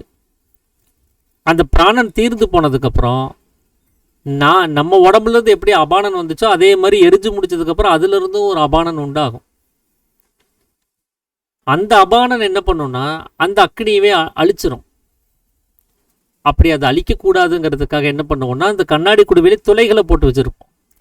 இந்த எரிஞ்சு முடிஞ்ச அபானன் வெளியில் போகிறதுக்கும் இனிமேல் எரிய வேண்டிய பிராணன் அது எரிவதற்கும் அது உள்ளுக்குள்ளார வர்றதுக்கும் நாம் ஒரு துவாரங்களை கண்ணாடி குடுவைக்குள்ளே போட்டு வச்சுருப்போம். அப்போ அங்கே வாயுவினுடைய போக்குவரத்துன்னு ஒன்று வரும்போது தான் அங்கே சரியான அந்த காலி இடங்களில் இருக்கக்கூடிய அந்த அக்னியானது தொடர்ந்து எரியும். அப்போது ஒரு விளக்கு எரியறதுக்கு இங்கே அக்னி மட்டும் பத்தாது, அதுக்கு ஒரு ஆகாசம்னு சொல்லக்கூடிய காலி இடமும் வேணும். காலி இடம் மட்டும் பத்தாது, வாயுவினுடைய நடமாட்டமும் வேணும். ஸோ இந்த 3 நிலைமைகள் தான் நமக்குள்ளாரையும் இருக்குது. நமக்குள்ளாரையும் ஆத்மசூரியன் உள்ளார இருக்குது. அந்த ஆத்மசூரியனுடைய கிரகணங்கள் எல்லாம் உடம்பு முழுவதும் பரவதற்கு உள்ளுக்குள்ளாரே காலி இடங்கள் இருக்குது. அந்த காலி இடங்களுக்குள்ளார வாயுவினுடைய நடமாட்டமும் இருக்குது. இந்த 3 பூதங்கள் அப்படின்னு சொல்லக்கூடிய அக்னி, காலி இடமா இருக்கக்கூடிய ஆகாசம், வாயுவினுடைய நடமாட்டம், இந்த 3 இருந்தால் தான் நமக்குள்ளாரையும் அந்த ஜீவசக்தியானது தொடர்ந்து எரிஞ்சுக்கிட்டே இருக்கும். அப்போ 3 பூதங்கள் அப்படிங்கிறது கண்டிப்பாக உள்ளுக்குள்ளாரே இருக்கிறது, அது வெளியில் வர்றது கிடையாது. அது உள்ளுக்குள்ளாரே நிலை நிறுத்தப்பட்டிருக்குது. இப்போ இந்த கண்ணாடி குடுவையை கவனித்து பார்த்தோம் அப்படின்னு சொன்னால் விளக்கு எரிஞ்சதுக்கப்புறம் கொஞ்சம் நேரம் கழிச்சு அதை தொடலான்னு சொல்லி முயற்சி பண்ணோன்னா ரொம்ப சூடாக இருக்கும். அந்த கண்ணாடி குடுவையை தொட முடியாது. ஏன்னா அந்த உஷ்ணம் அந்த கண்ணாடி குடுவையில் கடத்தப்பட்டிருக்கும். ஆனால் நடுவில் எரியக்கூடிய அந்த விளக்கினுடைய அக்னிக்கும் இந்த கண்ணாடி குடுவைக்கு எந்த ஒரு தொடர்பும் கிடையாது. அது பாட்டுக்கு பார்டரில் சுற்றி இருக்குது கண்ணாடி குடுவை, நடுவில் தான் இந்த விளக்கு எரிஞ்சிட்டு இருக்குது. ஸோ இதுக்கும் அதுக்கும் டச் பண்ணவே கிடையாது, எந்த தொடர்புமே கிடையாது. ஆனாலும் இந்த சூடானது அங்கே கடத்தப்பட்டிருக்குது. எதன் மூலம் அப்படின்னா இந்த காலி இடங்களில் சஞ்சரிக்கக்கூடிய வாயுனால, இந்த வாயுனுடைய நடமாட்டம் இருக்கிறதுனால தான் அந்த கண்ணாடி குடுவைக்கு அந்த சூடானது கடத்தப்பட்டது. அது எரியாத விளக்கில் கண்ணாடி குடுவை சூடு இல்லாமல் தான் இருக்கும். எரிஞ்சிட்டு இருக்கக்கூடிய கண்ணாடி குடுவையில் கொஞ்ச நேரத்தில் அந்த சூடானது அதிகரிக்க ஆரம்பிச்சிடும். அப்போ இந்த அக்னியினுடைய சூட்டை எப்படி கண்ணாடி குடுவைக்கு இந்த வாயு கடத்துச்சோ அதே போல தான் நமக்குள்ளாரையும் நம்ம புருவ மத்தியத்தில் இருக்கக்கூடிய ஆத்ம சூரியனிலிருந்து வெளிப்படக்கூடிய அந்த சூரிய கிரகணங்களினுடைய அந்த உஷ்ணத்தை நமக்குள்ளார வாயுவாக சஞ்சரிக்கக்கூடிய ஜீவசக்தியான வாயு உடம்பு முழுவதுமே அது கடத்துது. அதனால தான் இப்போ நம்மளுடைய பாடி டெம்பரேச்சர் பார்த்தீங்கன்னா கிட்டத்தட்ட ஒரு 36 டிகிரி செல்சியஸில் ஆவரேஜாக இருக்கும். எந்த குளிர் பிரதேசங்களுக்கு போனாலும் சரி, எவ்வளோ கொடூரமான உஷ்ணம் இருக்கக்கூடிய பிரதேசங்களுக்கு போனாலும் சரி, நம்ம பாடி டெம்பரேச்சர் என்னவா இருக்கும் அப்படின்னா 36 டிகிரி செல்சியஸில் ஆவரேஜாக இருக்கும். ஏன்னா உள்ளுக்குள்ளாரே அந்த சென்சார் இருக்குது. அந்த ஹீட்டை சரியாக, அந்த மிதமான ஹீட்டை தக்க வச்சுக்கிறதுக்கான சென்சார் நம்ம உடம்புல இருக்குது. அதனால் சுற்றி இருக்கக்கூடிய அந்த உஷ்ணம் 0 டிகிரி செல்சியஸுக்கு கூட போகலாம், இல்லை அதுக்கும் கீழே மைனஸில் கூட போகலாம். ஆனால் நம்ம உடம்புனுடைய டெம்பரேச்சர் சரியாக தேவையான அளவில் அந்த ஹீட் இருந்துகிட்டே இருக்கும். ஆனால் ஒரு செத்துப்போன பிணத்தை பார்த்தோம் அப்படின்னு சொன்னால் அந்த பிணம் கொஞ்ச நேரத்தில் ஜில்லுன்னு ஆயிரும். ஏன் அப்படின்னா அதுக்குள்ளார அந்த அக்னி அப்படிங்கிறது இருக்கிறது இல்லை. ஜீவன் இல்லை அப்படின்னு சொன்னால் அங்கே அக்னி உண்டாகிறது இல்லை. அக்னி இல்லாததுனால தான் இந்த பிணத்துக்கு அந்த சூடானது உண்டாகிறதும் கிடையாது. அணைஞ்சு போன விளக்குல எப்படி அந்த கண்ணாடி குடுவைக்கு சூடு இல்லையோ அந்த மாதிரி அணைஞ்சு போன அந்த தீர்ந்து போன ஜீவனை தாங்கியிருந்த அந்த பிணமாக இருக்கக்கூடிய உடம்புக்கும் ஜீவன் தீர்ந்து போனதுக்கப்புறம் அதில் அக்னி இல்லாததுனால அந்த உடம்பும் சூடாக இருக்கிறது இல்லை. இப்போ இந்த 3 நிலைமைகளையும் நாம் சரியாக புரிஞ்சுக்கிட்டோம் அப்படின்னு சொன்னால் நம்ம உடம்புல இருக்கக்கூடிய 3 அந்த பூதங்கள் என்னென்னங்கிறத கிளியராக தெரிஞ்சுக்க முடியும். அப்போ நமக்குள்ளார இருக்கக்கூடிய காலி இடமா இருக்கக்கூடிய ஆகாசமும், அதுக்குள்ளார வாயுனுடைய நடமாட்டமும், அதுக்குள்ளார அந்த அக்னியாக இருக்கக்கூடிய நிலைமையும் நமக்குள்ளார இருக்குது. அதுதான் நம்மளுடைய உடம்புனுடைய உஷ்ணத்துக்கும் காரணமாக இருக்குது. அதுதான் இந்த ஜீவனானது தொடர்ந்து எரிந்து கொண்டிருக்கிறதுக்கு காரணமாக இருக்குது. இதே போல தான் இன்னமும் 2 பூதங்கள் வேற இருக்குது. அது என்ன அப்படின்னா இந்த அக்னியிலிருந்து உண்டாகி இருக்கக்கூடிய ஜலாம்சமா இருக்கக்கூடியது. இந்த ஜலாம்சமா இருக்கக்கூடியது என்னவா இருக்குது அப்படின்னா வியர்வையாக இருக்குது. ஏற்கனவே நம்ம 2ஆம் அத்தியாயத்திலேயே நம்ம படிச்சிருப்போம். சீரணம் பண்ணக்கூடிய அந்த ப்ராசஸில் அங்கே ஏற்படக்கூடிய உஷ்ணத்தில் உண்டான வியர்வையாகும் சுக்கிலம் அப்படின்னு சாமி சொல்லியிருப்பார். அப்படிப்பட்ட அந்த ஜலாம்சமாக இருக்கக்கூடிய அந்த நிலைமை அந்த அக்னியிலிருந்து உண்டாகக்கூடியது, வியர்வையாக வெளியில் வரக்கூடியது. அதுதான் மனமாக வெளியில் பிரதிபலிக்கக்கூடியதாக இருக்குது.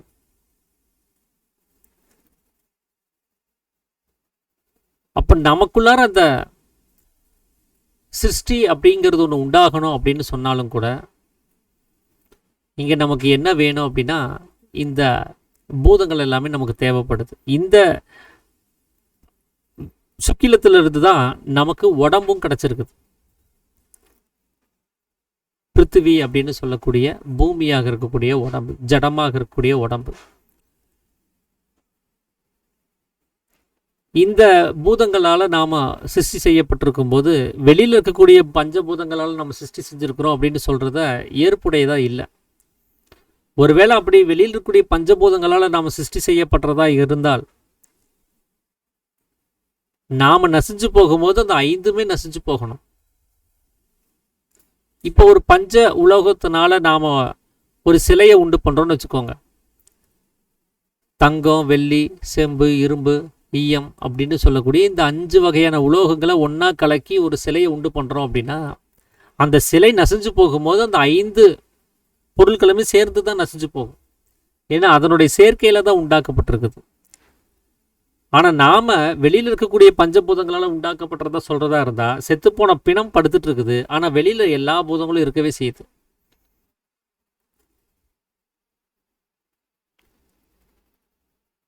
இங்க முக்கியமா அங்க இல்லாம போனது என்ன அப்படின்னா, ஒரு அந்த செத்து போறதுக்கு காரணமா இருந்தது என்னன்னா, இந்த மூச்சு காற்றாக வாயுவாக வெளியில போகக்கூடிய ஒரே ஒரு பூதம் தான். அந்த ஒரு பூதத்துக்கு தான் தடை ஏற்பட்டுச்சு. அந்த ஒரு பூதம் தான் நடமாட முடியாத நிலைமைன்னு ஒன்று ஆச்சு. ஆனா பாக்கி இருக்கக்கூடிய 4 பூதங்களையும் நம்மளால கவனிக்க முடியுது. எப்படி அந்த விளக்கினுடைய உதாரணத்தை வச்சு சாமி விளக்கும் போது, அந்த விளக்கு அணையாமல் இருக்கிறதுக்கு வாயுனுடைய நடமாட்டமும் காலி இடமும் அக்னியும் வேணும்னு சொன்னாரோ, அந்த மாதிரி தான் நமக்குள்ளாரையும். இப்போ நம்மளுடைய மூக்கையும் வாயையும் சேர்த்து ஒன்றா அடைச்சி பிடிச்சிட்டோம் அப்படின்னு சொன்னால், கொஞ்ச நேரத்தில் மூச்சு திணறலாய் நாம் செத்து போயிடுவோம். ஆனால் நாம் இம்சை செஞ்சது எதையே அப்படின்னா, ஒரே ஒரு பூதத்தை தான், வாயுவாக இருக்கக்கூடிய ஒரே பூதத்துக்கு தான் பிரச்சனையை கொடுத்தோம். ஆனால் பார்த்தீங்கன்னா எல்லா பூதமும் நம்மளுடைய அனுபவத்துக்கு இல்லாமல் போயிடும். ஆனால் வெளியில் இருக்கக்கூடியவங்க சொல்லக்கூடிய பூதங்கள் எல்லாமே அப்படியே தான் இருக்கும். அவனவனுக்குள்ளார இருக்கக்கூடிய பூதங்கள் எல்லாமே நசிஞ்சு போயிடும். அதனால தான் இங்கே பஞ்சபூதங்கள் என்னென்ன நிலைமையில இருக்குதுங்கிறத நம்மளால இது வரைக்கும் யோசிச்சு பார்த்தது கிடையாது. அந்த பஞ்சபூதங்களினுடைய நிலைமை இருக்கிறதுனால தான் நம்மளால வெளியில வியாபிச்சு வெளியில இருக்கக்கூடிய விஷயங்களை பார்க்கறதுக்கும் கேட்கறதுக்கும் அறிவதற்கும் செயல் புரியறதுக்கும் எல்லாத்துக்குமே காரணமாயிருது.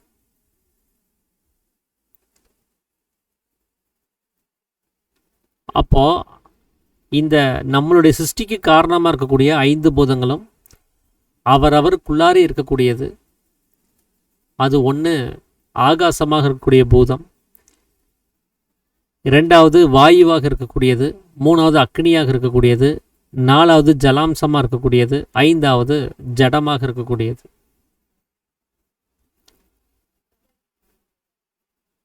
இந்த 5னுடைய நிலைமையும் நமக்கு ஒன்றாக நசிஞ்சு போகிறதுனால தான் அந்த 5 பூதங்களும் சேர்ந்தபடியே நாம சிருஷ்டி செஞ்சுதான் இந்த வேதங்களில் சொல்லப்பட்டது. அப்படி இருக்கக்கூடிய அந்த 5 பூதங்கள் என்னென்ன நிலைமையில இருக்குது அப்படின்னா, இந்த உடம்புனுடைய மேல் பாகமா இருக்கக்கூடிய சிரசு, அதுல மேல உச்சியில இருக்கக்கூடியது தான் ஆகாசம்னு சொல்லக்கூடியது. அது பூர்வ மத்தியத்திலிருந்து உச்சி வரைக்கும் இருக்கக்கூடிய பாகம் எதுவோ அதுதான் சிரசாக இருக்கக்கூடிய, அதுதான் ஆகாசமாக இருக்கக்கூடிய பாகம். அங்கதான் ஆகாசம்னு சொல்லக்கூடிய சதா சிவனாக இருக்கக்கூடிய ஜோதி இருக்கக்கூடிய ஒரு இடம். அந்த அக்ஷரமாக இருந்த ஒரு பொருள் ஒரு வெளிங்கிற ஒரு பாகத்தை உண்டு பண்ணியிருக்குது அப்படின்னா, அது இந்த சிரசாக இருக்கக்கூடிய உச்சியைத்தான் அது உண்டு பண்ணுச்சு. உச்சி வெளி அப்படின்னு அதை சொல்லுவாங்க. அந்த உச்சி வெளியை உண்டு பண்ணதுனால தான், அதுக்கு சலனம்னு ஒன்று ஏற்பட்டதுனால தான் அது தன்னுடைய நிலைமையிலிருந்து களங்கமுள்ள தன்மைக்கு கீழ்முகமாக இறங்கி வந்தது. அதனால இந்த அழிவில்லாமல் இருந்த ஒரு பொருள் அழிவுள்ள பொருளாக மாற்றம் அடைகிறதுக்கு அது எடுத்துக்கிட்ட முதல் சலனம் அது ஆகாசம்னு சொல்லக்கூடிய வெளி. அது உச்சி வெளின்னு சொல்லக்கூடிய உச்சி முதல் பூர்வ மத்தியம் வரைக்கும் இருக்கக்கூடிய பாகமாக அது தன்னை கீழ்நிலைப்படுத்திக்கிச்சு. அதிலிருந்து தான் பூர்வ மத்தியமாக அந்த ஜோதியிலிருந்து வாயு அப்படிங்கிறது உண்டாக இருக்கு. அதுதான் ஜீவன் அப்படின்னு சொல்லக்கூடியது. அது ஜீவசக்தியான வாயுவாக செயல்பட ஆரம்பிக்குது. பூர்வ மத்தியத்தில் தான் ஜீவன் இருக்கக்கூடிய, ஜீவன் உற்பத்தியான ஸ்தானம். அங்கிருந்து தான் அது வாயுவாக வியாபிக்க ஆரம்பிக்குது. அது அடுத்த நிலையை அடையும் போது, இன்னமும் கீழ்நிலை அடையும் போது, இந்த 2 கண்களுக்கு மத்தியில தேஜஸாக அக்னி ருத்ரனாக இருக்கக்கூடிய ஒரு நிலைமை. அது அந்த வாயுவிலிருந்து உண்டாக்கப்பட்ட அக்னி. எப்படி ஒரு அறையில் வாயு நடமாட்டம் குறைவுபடும் போது அங்கே ஒரு உபசம் உண்டாகுமோ, அந்த வாயுவால் ஒரு உபசமாக தன்னை மாற்றிக்குமோ அந்த மாதிரி தான் இந்த புருவ மத்தியத்தில் இருக்கக்கூடிய ஜீவன் தன்னை ருத்ரனாக, அக்னியாக, தேஜஸாக தன்னை மாற்றிக்குது. அந்த தேஜஸாக இருக்கக்கூடிய அக்னியை வச்சு, அந்த பிரகாசத்தை வச்சு தான் இந்த கண்கள் பார்த்துட்டு இருக்குது. அதனால் 2 கண்களுக்கு மத்தியில் தான் அந்த பிரகாசம் இருக்குது. அந்த அக்னியிலிருந்து, அங்கே உண்டான சூட்டிலிருந்து சுக்கிலமாக, மனமாக, விஷ்ணுவாக இருக்கக்கூடிய, ஜலாம்சமாக இருக்கக்கூடிய ஒரு தன்மை உண்டாயிருக்குது. அது அந்த ருத்ரன்கிற அந்த துவாரத்திலிருந்து, அந்த இடத்துலேருந்து நாசியினுடைய நுனி வரைக்கும் கீழ்பாகமாக மேலும் அது கீழ்நிலை அடைஞ்சு வருது. அங்கே தான் மனம் இருக்கக்கூடிய இடம். 2ஆம் அத்தியாயத்திலே சாமி மனதனுடைய இருப்பிடம்னு சொல்லி புருவ மத்தியம்னு சொல்லியிருப்பார். அதுதான் இருதயம்ங்கிற ஸ்தானம். அங்கே தான் மனதை கொண்டு போய் சேர்க்கணும்னு சொல்லியிருப்பார். ஆனால் இங்கே இந்த நாசியில் தான் மனம் இருக்கக்கூடிய இடம்னு சொல்லியிருப்பார். ஸோ இது ரெண்டுக்கும் என்ன வித்தியாசம் அப்படின்னா, 2ஆம் பாகத்தில் அவர் சொன்னது மனதனுடைய உற்பத்தி ஸ்தானத்தை, இங்கே அவர் சொல்கிறது மனம் செயல்படக்கூடிய ஸ்தானத்தை. நாம் மனமாக அதை அறியணும், மனம்னு ஒன்று இருக்கிறத நாம் உணரணும் அப்படின்னா அந்த மனமாக இருக்கக்கூடிய விஷ்ணு அது இந்த நாசியின் வழியாக உள்வெளி சுவாசமாக பயணிக்கணும். இந்த நாசிக்குள்ளார அவர் கதாகதம் பண்ணும்போது தான் நம்மளால் மனசை உணர முடியும். தூங்கும்போது நம்முடைய சுவாசம் நாசி வழியாக போகிறது கிடையாது, அது உள்ளுக்குள்ளாரையே அண்ணாக்கின் வழியாக மேலும் கீழும் நடக்குது. அதனால் மனசை உணர முடியறதில்ல. நாம் தூக்கத்திலிருந்து எழுஞ்சதுக்கு அப்புறம் தான் இந்த உள்வெளி சுவாசத்தை நம்மளால் கவனிக்க முடியும். அந்த உள்வெளி சுவாசம் நடக்கும்போது தான் மனமானது வெளிப்படுறத நம்மளால் புரிஞ்சுக்க முடியும். மனம்னு ஒன்று இருக்கிறதவே நம்மளால் தெரிஞ்சுக்க முடியும். ஸோ மனம் செயல்படக்கூடிய அந்த பாகத்தை தான் நீங்கள் மனம் இருக்கக்கூடிய பாகமாக, ருத்ரனுடைய அந்த பாகத்திலிருந்து நாசியினுடைய நுனி வரைக்கும் ஜலாம்சமாக இருக்கக்கூடிய விஷ்ணு இருக்கக்கூடிய பாகமாக, மனம் இருக்கக்கூடிய பாகமாக சாமி சொல்கிறார். அதுக்கும் கீழே, அதாவது இன்னமும் வெளியில், உடம்பை விட்டும் வெளியில் அப்படிங்கிறப்போ அதுதான் பிரம்மாவாக இருக்கக்கூடிய, அகங்காரமாக இருக்கக்கூடிய, கெட்டியாக இருக்கக்கூடிய இந்த 4 நிலைமையாகட்டும், இந்த உலகமாகட்டும், இந்த ஜடத்தை உணரக்கூடிய நிலைமையாகட்டும், எல்லாமே அங்கே தான் நடக்குது. அகங்காரத்தினுடைய வேலைங்கிறதே மனமானது இந்த உடம்பை விட்டு மேலும் வெளியில் வரும்போது தான் நடக்குது. அப்போ இந்த நிலைமைகள் தான் மொத்தம் 5 வகையான நிலைமைகள். ஒன்று, அந்த அக்ஷரமாக இருந்த பொருள் உச்சி வெளியாக ஆகாசமாக மாறுது. அதுக்கப்புறம் புருவ மத்தியத்தில் ஜீவனாக மாற்றம் அடையுது. அதிலிருந்து கீழ்முகமாக பிரகாசமாக தன்னை வெளியில் வியாபிக்க ஆரம்பிக்குது. அதிலிருந்து ஜலாம்சமாக இருக்கக்கூடிய மனமாக மாற்றம் அடைஞ்சு தன்னை வெளிப்புறமாக வியாபிக்க ஆரம்பிக்குது. அப்படி வெளிப்புறமாக வியாபிக்கும் போது தான் அகங்காரத்தினுடைய உற்பத்திங்கிறதே உண்டாகுது. அதனால் இந்த பஞ்சபூதங்களை கொண்டு தான் நம்மளுடைய சிருஷ்டி உண்டாச்சே தவிர, நாம் வெளியிலிருந்து கவனிச்சுட்டு இருக்கக்கூடிய நிலம், நீர், காற்று, பூமி, ஆகாசம்னு சொல்லக்கூடிய நாம் வெளியில் பார்க்கக்கூடிய சிருஷ்டிகள்னால கிடையாது. ஏன்னா வெளியில் இருக்கிறது என்ன அப்படின்னா, அது மனதனுடைய கற்பனை தான். அது அவனவனுக்குள்ளார இருக்கக்கூடிய சிருஷ்டி இல்லாமல் நமக்கு வெளியில் இருக்கக்கூடிய சிருஷ்டிகளால் உண்டாக்க முடியறதில்லை. ஏன்னா நாம் உண்டானது எங்கே? பொதுவாக இந்த உடம்பு எங்கிருந்து உண்டாச்சது சொல்கிறோம்? கர்ப்ப பாத்திரத்தில் உண்டானதாக சொல்கிறோம். எப்படி ஒரு பெண்ணினுடைய கர்ப்ப பாத்திரத்துக்குள்ளே வெளியில் இருக்கக்கூடிய இந்த 5 பூதங்களையும் கொண்டு போய் சேர்த்து நம்மளை உண்டு பண்ண முடியும்? அப்போ அதுக்கு வாய்ப்பு இல்லை. அப்போ அவனவனுக்குள்ளார இந்த 5 பூதங்கள் இருந்தால்தான் அதிலிருந்து அவன் தன்னை பரிமாற்றம் அடைஞ்சிக்க முடியும். அதனால தான் தூங்கும் சமயத்தில் நாம் ஆகாசம்ங்கிறது நமக்கு இருக்குது, அக்னிங்கிறது இருக்குது, இல்லைன்னா நம்ம செத்து போயிடுவோம். வாய் நடமாட்டம்னு ஒன்று இருக்குது, இல்லைன்னா நம்ம செத்து போயிடுவோம். அப்போ சாகாமல் இருக்கிறோம் தூங்குற சமயத்தில் அப்படின்னா இந்த 3 நிலைமைகளும் நமக்குள்ளார உள்ளுக்குள்ளார இருக்கக்கூடிய பூதங்களாக, உள்ளிலேயே வியாபிக்கக்கூடிய பூதங்களாக இருக்குது. தூக்கத்திலேருந்து எப்போ விழிக்கிறோமோ அப்போ தான் மனம்ங்கிற பூதமும் அகங்காரம்ங்கிற பூதமும் மேலும் 2 பூதங்கள் சேர்ந்து வெளியில் வருது. அப்போ வெளியில் வியாபிக்கக்கூடிய 2 பூதங்களும் உள்ளிலேயே இருக்கக்கூடிய 3 பூதங்களும் ஆக 5 பூதங்களாக நாம் எப்போ அதைய ஒன்று சேர்த்து வைக்கிறோமோ, அந்த 5ஐயும் பயன்படுத்தக்கூடிய நிலைமைக்கு என்னைக்கு வர்றோமோ அப்பதான் நம்ம உலகம்ங்கிற அவஸ்தையை பார்க்கவோ கேட்கவோ அறியவோ செய்ய முடியும், செயல்பட முடியும். நாமளும் ஒரு சிருஷ்டியை உண்டு பண்ண முடியும் சம்யோகத்தின் மூலமாக. அதனால எப்போ நம்மளுடைய சக்தி வெளியில் வியாபிக்குதோ அந்த சக்தியிலிருந்து தான் நாம் கவனிக்கக்கூடிய உலகத்தினுடைய உற்பத்திங்கிறது.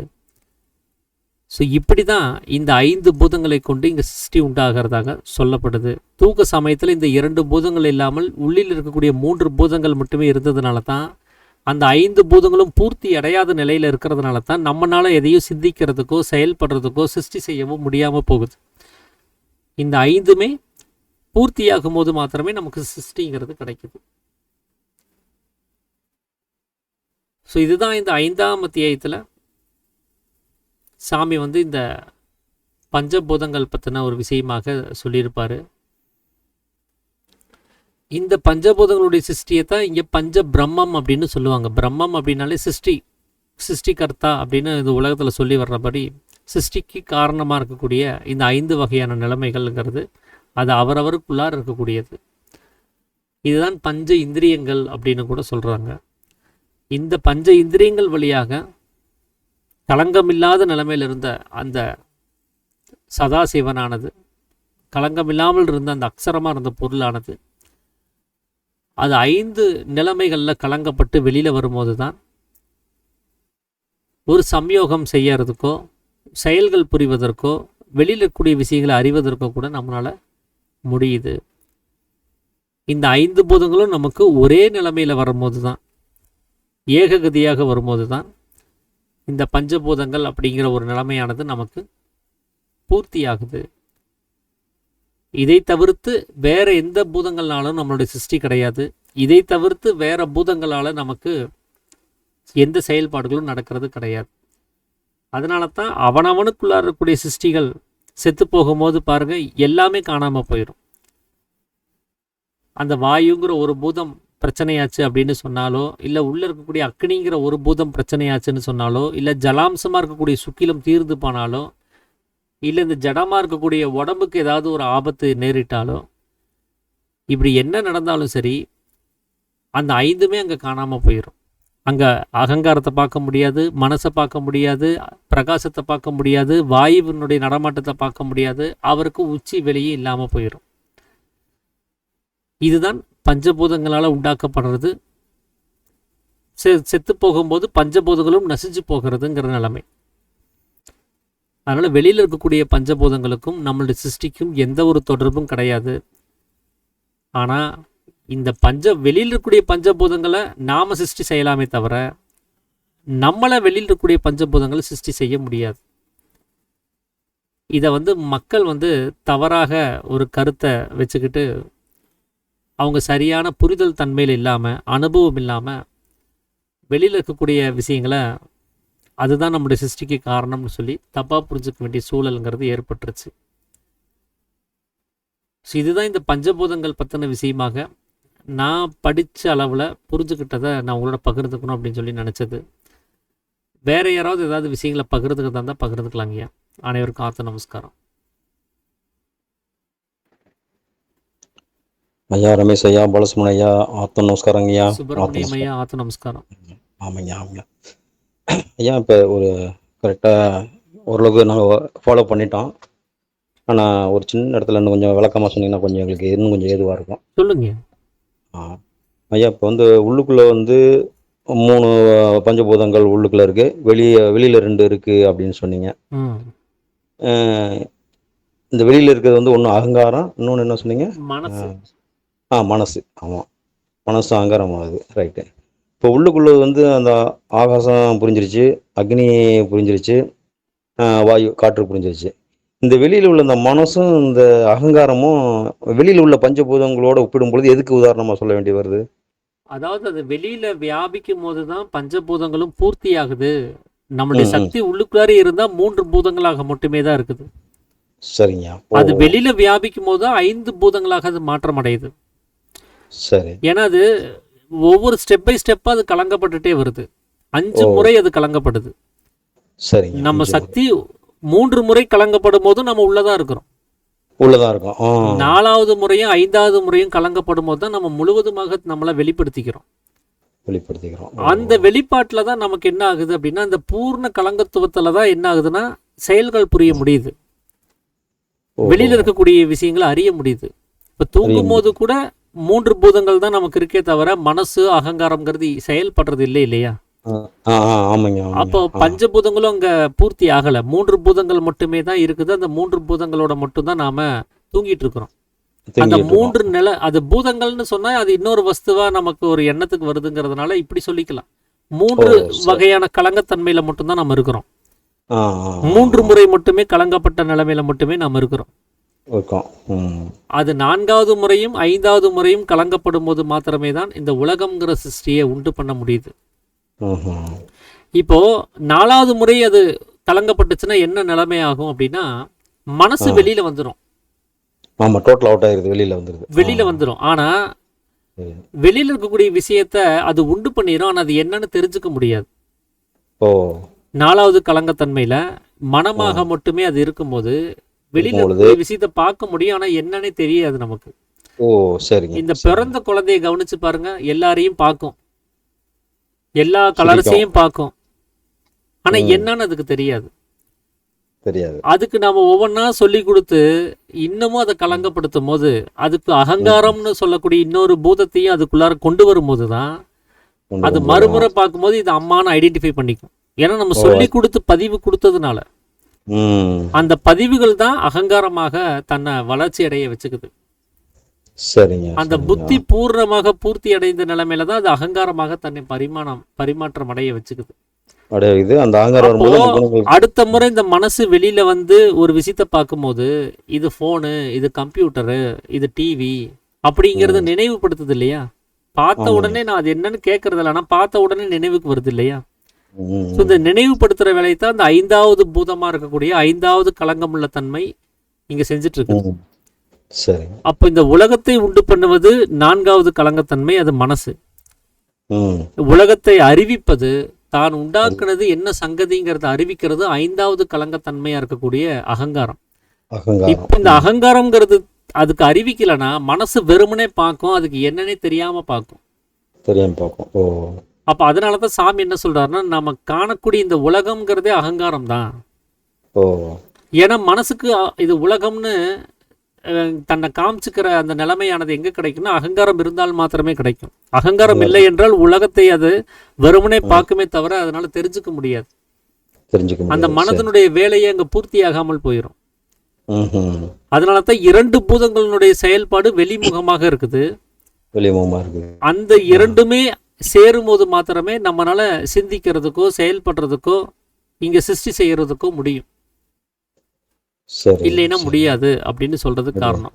ஸோ உள்ளுக்குள்ளார 3 இருக்குது, அது வெளியில வரும்போது இன்னும் 2ஆக சேர்ந்து மொத்தம் 5 நிலைமைகளாக அது முழு பரிபூர்ண தன்மை அடையும் பொழுது மட்டும்தான், அந்த கலங்கத்தன்மை முழு பரிபூர்ண தன்மை அடையும் போது மாத்திரமே நம்மளால படைத்தல், காத்தல், அழித்தல்ங்கிற சிருஷ்டிகளை செய்ய முடியும். அந்த கலங்கத்தன்மையினுடைய பூர்த்தி நிலைமையை தான் 5 நிலைமைகளாக இங்க வந்து பிரிச்சு சொல்றாங்க. அதைத்தான் 5 பூதங்களாக சொல்லிட்டு வராங்க. அதுல முதல் பூதம் வெளியாக இருக்கக்கூடிய உள்ளுக்குள்ளார இருந்த வஸ்து வெளிப்பட்டுருச்சு அப்படிங்கிறது தான் ஆகாசம்னு சொல்லிட்டாங்க. அப்படி வெளிப்பட்ட வஸ்து அது தன்னை வாயுவாக அது தன்னை வெளியில வியாபிக்க உள்ளுக்குள்ளாரையே உடம்பு முழுவதும் பரவ இருக்கக்கூடிய தன்மைக்கு கொண்டு வரணும்னா அது வாயுவாக மாறணும் இல்லையா? அந்த வாயு தன்மைக்கு அது மாறும் போது வெட்ட வெளியாக இருந்த தன்மை வாயுவாக மாற்றம் அடையும் போது மேலும் கலங்கப்படும் போது அதை ஜீவன் சொல்லிட்டோம். அதுல இருந்து அந்த அக்னியிலிருந்து பிரகாசம் உற்பத்தி ஆகும் போது அத ருத்ரன், தேஜஸ், சித்தம் அப்படின்னு நாம சொல்லிட்டோம். அதுல இருந்து தான் நமக்கு மேலும் ஜலாம்சமா இருக்கக்கூடிய மனம் உற்பத்தி ஆகுது. அந்த மனதிலிருந்து தான் அகங்காரமும் உற்பத்தி ஆகுது. இப்படிதான் 5 முறையாக அது கலங்கப்படுது. அந்த கலங்கப்பட்ட நிலைமை பூர்த்தி ஆகும் போது இங்க எல்லா செயல்பாடுகளையும் பார்ப்பதற்கும் கேட்பதற்கும் அறிவதற்கும் இந்த மனதனுடைய தொழில்கள் செய்வதற்கு சாதகமா கிடைக்குது. சரிங்க, நன்றிங்க. அப்புறம் இன்னொன்னுங்க, அப்ப இந்த அகங்கார நிலைமை முற்றிலும் ஒழிக்கப்பட்டு இந்த மனதும் வந்து உள்ள ஒடுக்கப்பட்டு இருக்கும் பொழுதுதான் ம். சில சித்தர்கள், சில ஞானிகள்லாம் வந்து அப்படியே எந்த பேச்சு இது ரொம்ப மௌனமாயிட்டு அப்படியே குழந்தைத்தனமான பார்வையும் குழந்தைத்தனமாவே வந்து இருக்கிறாங்களாங்கய்யா. ஆமா, ஆமா, ஆமா. ஓ! அந்த அப்போ வந்து அகங்காரம் வந்து இல்லை அப்படின்னு சொன்னா, மனசுக்கு வந்து வெளியில வந்து பிரயோஜனம் கிடையாது. பிரயோஜனம் கிடையாது. ஏன்னா வெறுமனே பார்த்து என்ன பண்ணும் அது? ம், எதையாவது ம். தெரிஞ்சுக்கிறதுக்கு தான் அது வெளியிலேயே வருது. வெளியே வருது. தெரிவிக்கிறதுக்கே ஆள் இல்லைன்னு சொன்னா, அது வெளியில வர்றதுக்கு விரும்புறது இல்ல.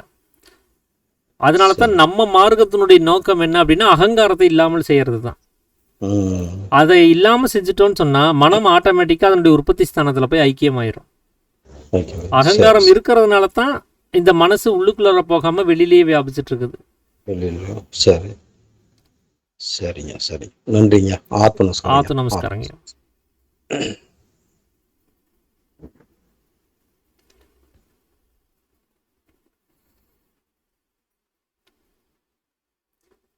சரிங்க, அப்போ நிறைவு பண்ணிடலாங்களா?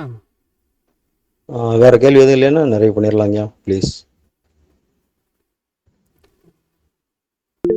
வசந்தி அம்மா. ஐயா ஆத்ம நமஸ்காரம். ஆத்து நமஸ்காரங்க. ஐயா இப்ப மென்டலி சேலஞ்சிங் பீப்புள் இருக்காங்க இல்லைங்களா? ஆமா, ஆமா. அவங்களுக்கு அகங்காரம் ஒண்ணு இருக்கும் ஐயா. அவங்களுக்கு இருக்கும், மனசுல. ஆனா அது வந்து பூர்த்தி ஆகலைன்னு நம்ம சொல்லலாம். இப்போ புத்தி இல்லை அப்படின்னு சொல்றோம் இல்லையா, ஆமா. அவங்களுக்கு வந்து புத்தி வந்து சரியா புத்தி சுவாதீனம் இல்லை அப்படின்னு சொல்றோம் இல்லைங்களா. ம், ம். ஸோ அந்த புத்தி வந்து ஸ்டாபிளா அதனுடைய வளர்ச்சி அடையலை அப்படின்னு எடுத்துக்கலாம். ஸோ அது எந்த அளவுக்கு வளர்ச்சி அடைஞ்சிருக்குமோ அந்த அளவுக்கு மட்டுமே அது வேலை செய்யுது, அந்த அகங்காரம். அது பூர்வமா, அதாவது பூர்ணமாக நம்மளை மாதிரி அது நல்ல வளர்ச்சி அடைஞ்சிருச்சுன்னு சொன்னால் அது அந்த அகங்காரமும் ஆக்டிவாக அது வேலை செய்யும். அவங்க பார்த்தீங்கன்னா பெரிய வயசு ஆட்கள் மாதிரி அவங்களுடைய உடம்பும் அந்த ஏஜும் நல்லா வந்துடும். ஆனால் அவங்க மனசு வந்து பார்த்தீங்கன்னா குழந்தைத்தனமாகவே இருக்கும். புத்தி பூர்த்தி நிலைமை அடையாத அவங்கள பார்த்தீங்கன்னா குழந்தைத்தனமாக இருப்பாங்க.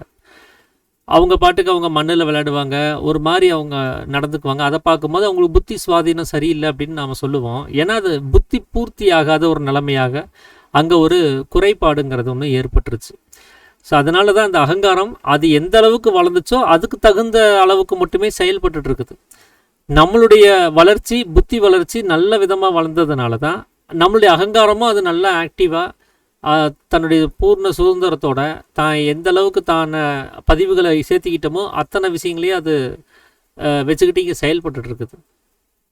ஸோ ஒரு அகங்காரம் சரியாக வளர்கிறதுக்கும் சரியாக இயங்குறதுக்கும் புத்தி தான் காரணம். அந்த புத்தி சக்தி நிறையா இருந்துச்சு அப்படின்னு சொன்னால் அகங்காரத்தினுடைய தன்மை அதிகமாக ஓங்கி இருக்கும். இப்போ அகங்காரம் அதிகமாக ஓங்கி இருக்குது அப்படின்னு சொன்னால் அதுவே குற்றம்னு சொல்லிட முடியாது. ஏன்னா அகங்காரம் உண்டாக்கப்பட்டதனுடைய நோக்கம் என்ன அப்படிங்கிறத சாமி வந்து சித்தவேதத்தில் 18வது தேதியில் சொல்லியிருப்பார். அகங்காரம் என்பது சூத்திரர். அந்த சூத்திரருடைய வேலை என்ன அப்படின்னா பிராமண பாத சேவை செய்யறதுன்னு சொல்லியிருப்பார். பிராமணன் அப்படிங்கிறது மனம், சேவை செய்யறதுங்கிறது அந்த மனதை வந்து உற்பத்தி ஸ்தானத்தில் கொண்டு போய் சேர்க்கிறது. பாதம் அப்படின்னா உற்பத்தி ஸ்தானம், அங்கே மனதை கொண்டு போய் உற்பத்தி ஸ்தானத்தில் சேர்க்கிற வேலையை இந்த அகங்காரம் செய்யணும்னு சொல்லியிருப்பார். அப்போ அகங்காரம் உண்டாக்கப்பட்டதனுடைய நோக்கம் இந்த மனம் அதனுடைய உற்பத்தி ஸ்தானத்துக்கு போகிறதுக்கான எல்லா முயற்சிகளையும் அது செஞ்சு கொடுக்கணும். இந்த உடம்பை சரியாக இயக்கி கொடுக்கணும், வெளி சூழ்நிலைகளை சரியாக இயக்கி கொடுக்கணும், அதை சரியாக புத்தியாக கிரகிச்சு அந்த வித்தையை சரியான வகையில் செஞ்சு கொடுக்கணும். இந்த மாதிரி மனதை உள்ளுக்குள்ளே போகிறதுக்கான எல்லா முயற்சியும் யார் செய்கிறாங்கன்னா அகங்காரம் தான் செய்யுது. ஆனால் நம்மளுடைய அகங்காரம் அதுக்கு உள்ளுக்குள்ளார மனம் போகிறதுக்கு உதவி பண்ணுச்சுன்னு சொன்னால் நம்ம ஞானம் அடைகிறோம். அதே அகங்காரம் இந்த மனம் வெளியில் போகிறதுக்கு உதவி பண்ணுச்சுன்னு சொன்னால் அஞ்ஞானத்திலேயே இருக்க போகிறோம். அதனால் இந்த அகங்காரங்கிறது வேணும். அந்த அகங்காரத்தை வச்சு தான் நாம் நம்மளுடைய மனசை கொண்டு போய் உற்பத்தி ஸ்தானத்தில் சேர்க்க முடியும். ஸோ அதுக்காக தான் இந்த அகங்காரம் கொடுக்கப்பட்டிருக்குது. நாம் அந்த அகங்காரத்தை எதுக்காக யூஸ் பண்ணுறோங்கிறத பொறுத்து தான் இங்கே நம்மளுடைய பலன் அப்படிங்கிறது ஒன்று இருக்குது. அதனால் நீங்கள் கேட்டபடி அவங்களுக்கு அந்த புத்தி சரியாக பூர்த்தியாகாதனால அந்த அகங்காரம் அது எந்த அளவுக்கு பூர்த்தியாச்சோ அந்த அளவுக்கு அது செயல்படுறதுனால தான் அவ்வளோ ஏஜ்டு பெருசனாக இருந்தாலும் கூட அவங்க சின்ன குழந்தை மாதிரியே நடந்துக்கிறதுக்கு காரணம் அப்படின்னு நான் நினைக்கிறேங்க. சந்தோஷங்க. ஆத்து நமஸ்காரம். திருஞானம் ஐயா. ஐயா ஆத்ம நமஸ்காரம் ஐயா. ஆத்து நமஸ்காரங்க ஐயா.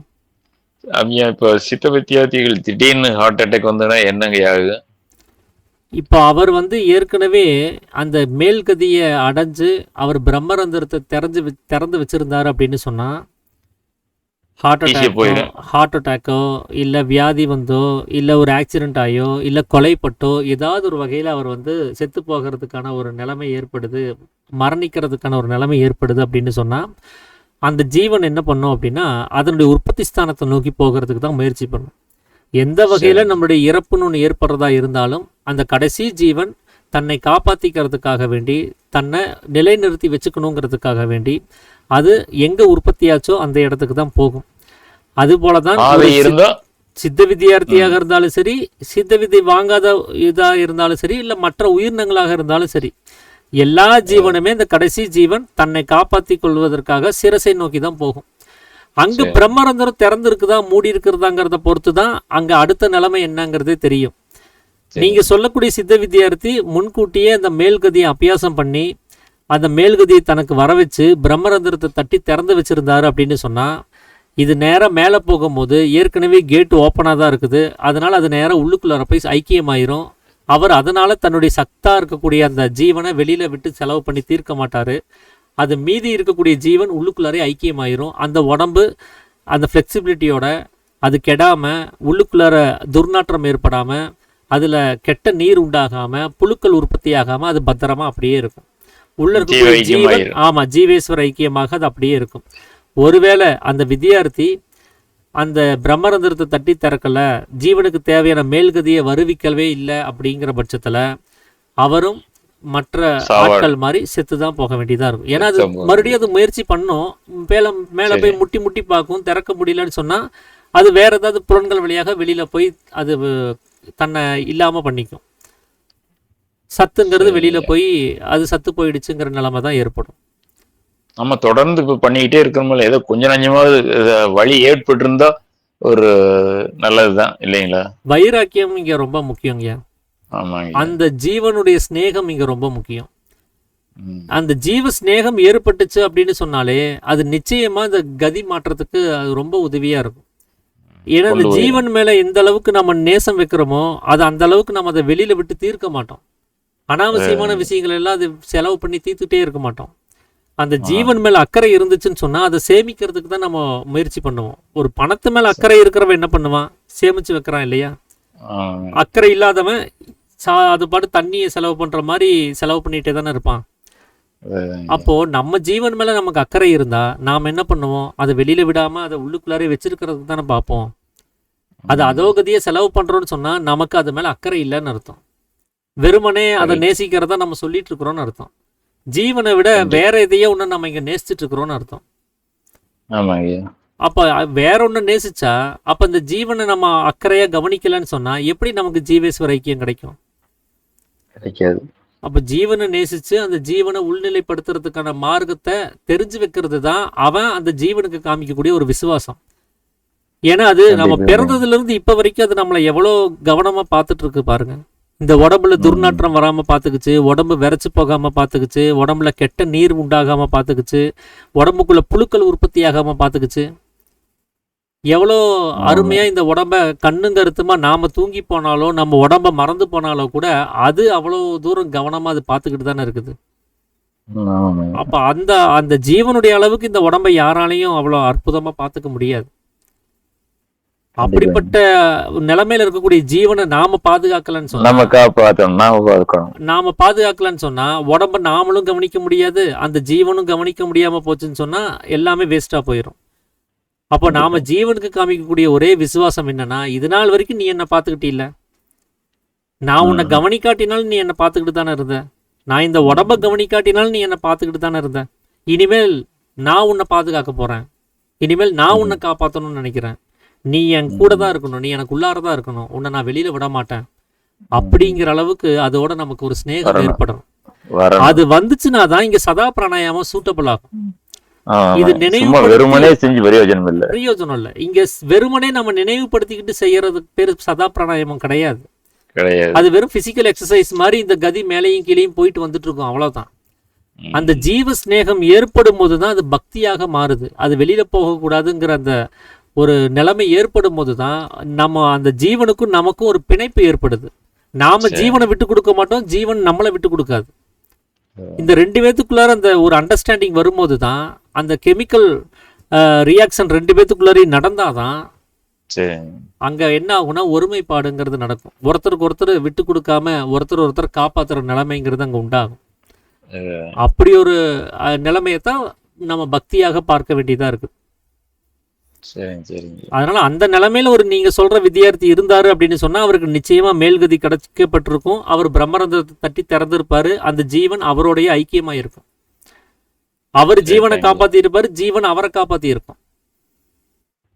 அவருக்கு ஒன்னும் ஆயிருக்காது. எப்பாச்சும் ஒரு தடவை எப்பாச்சும் ஒரு தடவை நம்ம பிறந்த தட்டி திறந்து அப்படி அந்த நிலை கொஞ்சமாவது ஒரு ருசிச்சு பார்த்துருந்து அந்த சமாதானம் இருந்திருக்கும் கூட அவங்களுக்கும் கூட ஓரளவுக்கு நல்ல கதி கிடைக்கும் இல்லைங்களா? அது வந்து சாமி என்ன சொல்றாருன்னா, இறக்கும் தருவாயில கூட ஒருத்தர் இந்த உபதேசத்தை வாங்கினாருன்னா அவர் கூட அந்த செத்து போறது தப்பிக்க முடியுங்கிறார். ஸோ அதுக்கு சரி, ரொம்ப சரி. நேரம் எல்லாம் பயிற்சி பண்ணணும்ட்டுலாம் கிடையாது. சரி சரி. நம்ம ரொம்ப வருஷமா இதை பண்ணியிருக்கணும்னு கிடையாது. அந்த ஜீவன் மேல அந்த பிரியம் ஏற்படணும், அவ்வளவுதான். அது ஏற்பட்டுருச்சு அப்படின்னு சொன்னா அந்த கதி நமக்கு கிடைச்சிரும். நீங்க சொன்ன மாதிரி கெமிஸ்ட்ரி ஒர்க் அவுட் ஆகணும். அந்த 2 பேத்துக்குள்ளார அந்த பிணைப்பு ஏற்படணும். நீ ஆமா, இல்லாம correct. நான் இல்ல, நான் இல்லாம நீ இல்லங்கிற அந்த பிணைப்பு அந்த 2 பேத்துக்குள்ள நடக்கும் போதுதான் கண்டிப்பா அந்த கண்டிப்பா கதி மாற்றமே அங்க கிடைக்கும். கண்டிப்பாங்க ஐயா. அதனாலதான் சாமி வந்து ஜீவனை நீர் நேசிக்கிறீரா அப்படின்னு கேக்குறாரு. நேசிக்கிறதா இருந்தா அப்ப நீ இது வெளியில விடுவியான்னு கேக்குறாரு. ஸோ இந்த அதுலதான் அந்த கெமிஸ்ட்ரி நம்ம புரிஞ்சுக்கணும்னு சொல்றேன். சரி. அந்த வெளியில விடக்கூடாதுங்கிற அந்த வைராக்கியம் தான் அங்க ஸ்நேகமா இருக்குது. அந்த நிலைமைக்கு நீங்க சொன்ன வித்தியார்த்தி முயற்சி பண்ணியிருந்தாருன்னு சொன்னா நிச்சயமா அவர் செத்து கண்டிப்பா அவர் தப்பிச்சிருவார். அவர் வந்து முந்தானேத்து கூட உபதேசம் வாங்கி இருக்கட்டும், தப்பு கிடையாது. உபதேசம் வாங்கின அன்னைக்கே கூட அவருக்கு ஏதாவது சம்பவம் நடக்கட்டும், தப்பு கிடையாது. ஆனா அவருக்கு அந்த ஜீவ ஸ்நேகம் ஏற்பட்டு இருந்துச்சு அப்படின்னு சொன்னா அந்த ஜீவனால அவர் காக்கப்படுவார். நன்றிங்க. நமஸ்காரங்க ஐயா. அந்த ஜீவன் சொல்லுது, ஜீவனுக்கு ஸ்நேகம் ஏற்படணும், அப்பதான் அது நம்மளை விட்டு தராது, நம்ம அதை விட்டு தர மாட்டோம்னு சொல்றீங்க. இப்ப அந்த ஜீவன் என்ன சொல்லுது, நீ முதல்ல அந்த வெளியில உள்ள பழக்க வழக்கத்தை விட்டுறா, மனசை விட்டுறா, அந்த தேவையில்லாத இதெல்லாம் வந்து உலக வாசனைகளை உலக அவஸ்தைகளை வந்து உண்டாக்காத, அதெல்லாம் போட்டுக்கிட்டு இருக்காத, என் கூட வந்து ஐக்கியமாயிரு, நம்ம 2 பேரும் பார்ட்னர் ஆகலாம் அப்படின்னு அது கூப்பிடுது. ஆனா அந்த பாலு மனசு அந்த பழக்கத்துக்கும் வழக்கத்துக்கும் இடையில உள்ள ஒரு சரியான விளக்கம் கிடைக்காம சீரழிஞ்சு போயிட்டே நேரத்தையும் பொழுதையும் கடத்திக்கிட்டு மறுபடியும் அந்த உலக விஷயங்களே அதுக்கு அங்க போனா இன்பம் கிடைக்குமா, இங்க போனா இன்பம் கிடைக்குமா, அது கேக்குறதே முதல்ல மகிழ்ச்சி தான். மகிழ்ச்சி எங்க கிடைக்குது அங்க போகத்தான் பாக்க. அதாவதுங்க நம்ம மனசுக்கு வந்து அது கர்ப்ப வாசலுக்குள்ளார இருக்கிற வரைக்கும் ஒரு ஆனந்தம் கிடைச்சுக்கிட்டே இருந்தது. அந்த வாசலை விட்டு அது எப்போ வந்து அந்த கும்பிபாக நரக வாசலுக்குள்ளார நுழைஞ்சு இந்த உலகம்ங்கிற அவஸ்தைக்குள்ள வந்துச்சோ அப்ப அதுக்கு அந்த ஆனந்தம் கட்டாயி போச்சு. இப்ப அந்த ஆனந்தத்தை அது என்ன பண்ணுதுன்னா வெளியில இருக்கக்கூடிய ஒவ்வொரு செயல்களையும் தேடிக்கிட்டே இருக்குது. இது செஞ்சா கிடைக்குமா, அது செஞ்சா கிடைக்குமான்னு சொல்லிட்டு. ஆனா ஜீவன் என்ன பண்ணுதுன்னா, நீங்க சொல்றபடிதான் அதெல்லாம் விட்டுரு, நீ எங்கிட்ட வா, அந்த ஆனந்தம் எங்கிட்ட தான் இருக்குது, நான் தான் உனக்கு அந்த ஆனந்தத்தை கொடுத்துட்டு இருந்தேன், இப்ப நீ என்னை விட்டு விலகி போயிட்ட, நீ என் பக்கத்தால வந்துட்டீங்கன்னா நான் கொடுத்துருவேன், நீ எங்கிட்ட வான்னு சொல்லுது. இத சாமி வந்து சித்த வேதத்துல குறிப்பிட்டு சொல்றாரு. 19வது அத்தியாயத்துல சக்தி பூஜையை பத்தி பேசும்போது ஜீவன் சக்தியை பூஜிக்கிறது அப்படின்னு சொல்லி எழுதுறார். நீ வெளியில போகாத அப்படின்னு சொல்லி ஜீவன் சக்தியை வந்து விரும்பி கேக்குது. ஏன்னா நீ வெளியில போனேன்னா உலகத்தை உண்டு பண்ணிடுவ, நான் உலகத்துல வந்து பந்தப்பட்டு நான் அழுது புலம்ப வேண்டியதா இருக்குது, நான் நசிஞ்சு போக வேண்டியதா இருக்குது, தயவு செஞ்சு நீ உலகத்தை உண்டு பண்ணாத, நீ உள்ளுக்குள்ளாரே இரு, நீ கேட்கறத நான் கொடுக்குறேன், நீ எதுக்காக உலகத்தை உண்டு பண்ற, ஆனந்தத்துக்காக தானே, அந்த ஆனந்தத்தை நான் தரேன், நீ அதை உண்டு பண்ணாம இரு அப்படின்னு சொல்லி ஜீவன் சக்தியை பூஜிப்பதற்கு தான் சக்தி பூஜை அப்படின்னு எழுதுறார். ஏன் இந்த நிலைமை ஏற்படுதுன்னா, நீங்க இந்த பத்ரகாளியினுடைய படத்தை பாருங்க, அந்த காளி தேவியினுடைய படத்தை பார்த்தீங்கன்னா அந்த அம்மாவுக்கு வந்து அந்த படத்துல வந்து நாக்கெல்லாம் தொங்க போட்டுக்கிட்டு எலும்பு கூடு மாலையை போட்டுக்கிட்டு ஏகப்பட்ட கைகளை வச்சுக்கிட்டு அந்த ருத்ர தாண்டவ ஆட்டத்துல பாத்தீங்கன்னா கீழே சிவனை போட்டு மிதிச்சுட்டு இருக்கும். ஆமா ஒரு காலால காலத்துல காலால ஆமா. அவருடைய மார்பு பாகத்தை போட்டு மிதிச்சிட்டு இருக்கும். ஸோ இந்த அடையாளத்தை நல்லா புரிஞ்சுக்கிட்டோம் அப்படின்னு சொன்னா ஏன் சக்தி பூஜை தேவைப்படுதுன்னு தெரியும் நமக்கு. அங்க ஜீவன் நசிகிறது எதால அப்படின்னா அந்த மனதனுடைய வியாபகத்தன்மையினால தான். மனம் வெளிப்பட்டுருச்சு அப்படின்னு சொன்னா அது ருத்ர தாண்டவம் ஆட ஆரம்பிச்சிருச்சு, வெளியில இருக்கக்கூடிய உலகத்தை உண்டு பண்ணிடுச்சுன்னு சொன்னா ஜீவன் நசிச்சுதான் போகணும், வேற வழி இல்லை.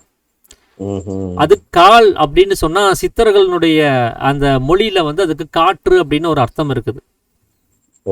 காற்றால அந்த ஜீவனை அது நசிய செய்து இந்த மனமானது அப்படிங்கிறத அடையாளப்படுத்துறதுக்கு அந்த பத்திரகாளி காலால மிதிக்கிற மாதிரி. ஏன் அத்தனை ஆயுதங்கள் இருக்குது, அந்த ஆயுதங்களால குத்தி கிழிக்கிற மாதிரி ஒரு சிம்பல் வரைஞ்சிருக்கலாம்ல.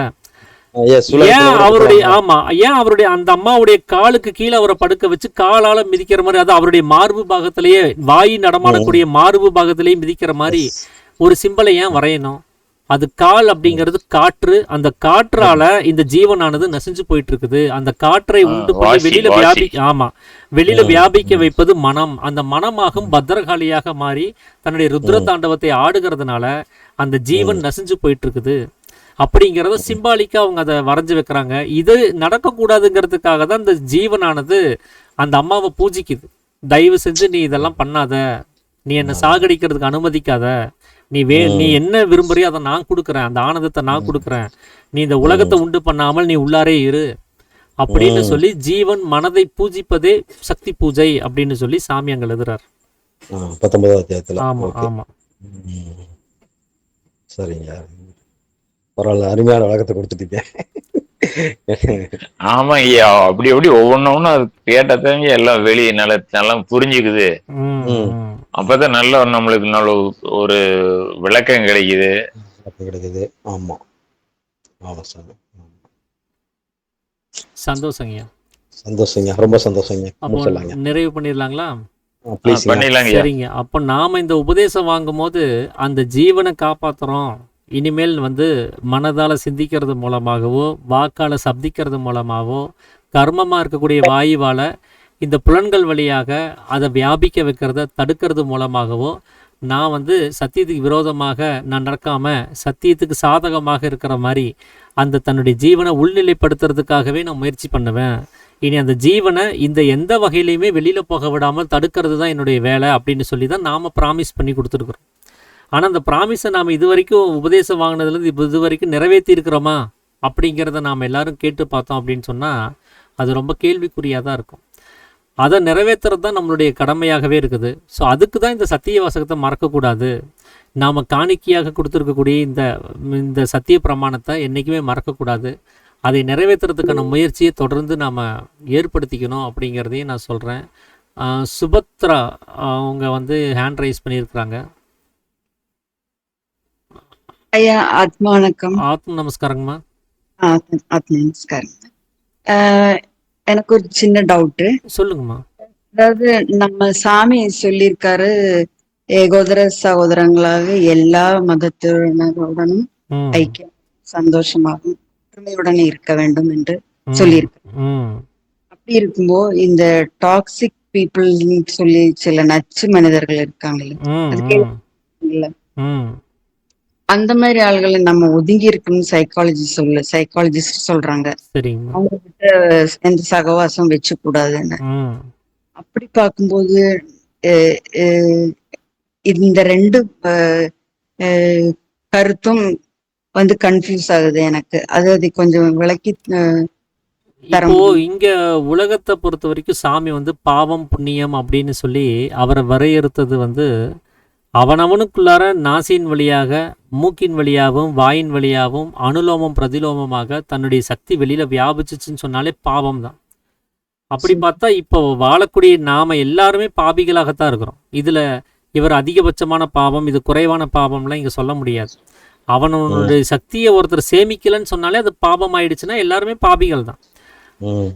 சரிங்களா? இன்னொன்று நெகட்டிவ் பாசிட்டிவ் அப்படிங்கிறது எல்லாமே மனசை பொறுத்தது. மனம்தான் மோட்சத்துக்கும் பந்தத்துக்கும் காரணம்னு சொல்கிறாங்க. அந்த மனமாற்றமானது நமக்கு எப்படி நாம் நெகட்டிவாக இருந்த நாம் இப்போ பாசிட்டிவான ஒரு திங்கிங் வந்தோமோ அந்த மாதிரி நாளைக்கு அவங்களுக்கும் வர்றதுக்கான வாய்ப்புங்கிறது இருக்குது.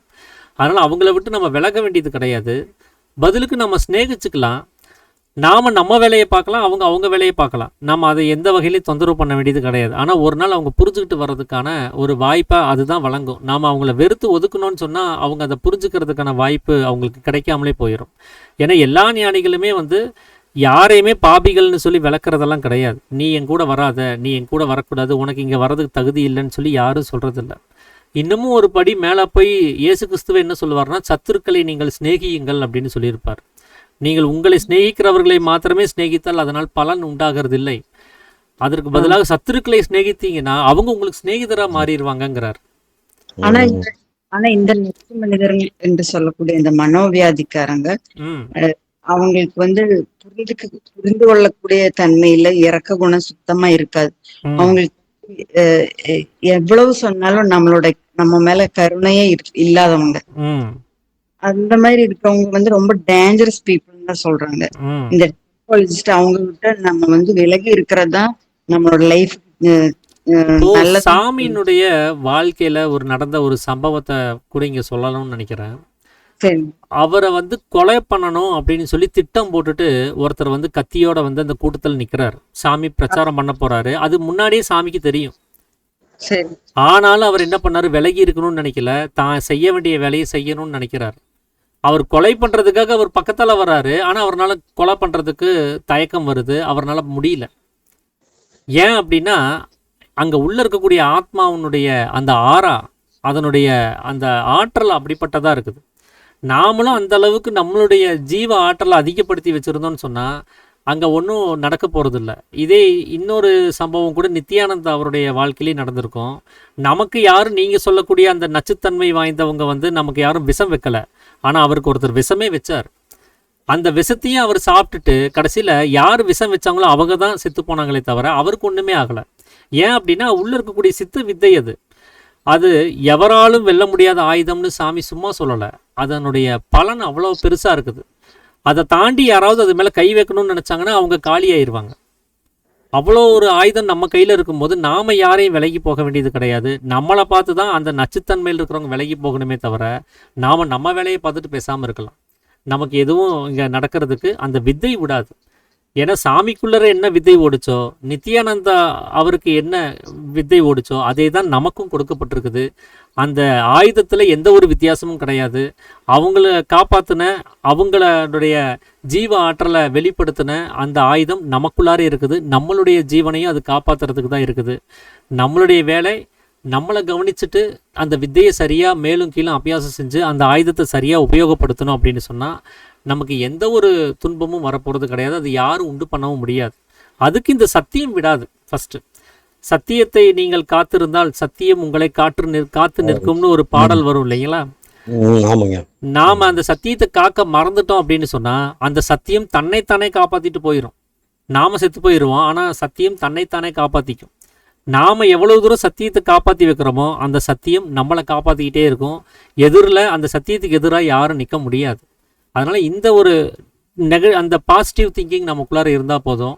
நாம் யாரையும் பார்த்து ஒதுங்கி நிற்க வேண்டியது கிடையாது. நாம் வேலையை அபியாசம் பண்ணக்கூடிய வேலையை செஞ்சுக்கிட்டு நம்ம பேசாமல் இருந்தால் போதும். வரக்கூடிய தீங்கு அது சாமி என்ன சொல்கிறாரு, எதிராளியினுடைய கண்டம் துண்டமாகிறதாகும் அப்படின்னு சொல்கிறாருன்னா அவனவனுக்குள்ளே இருக்கிற ராகத்வேஷம் மட்டும் கிடையாது.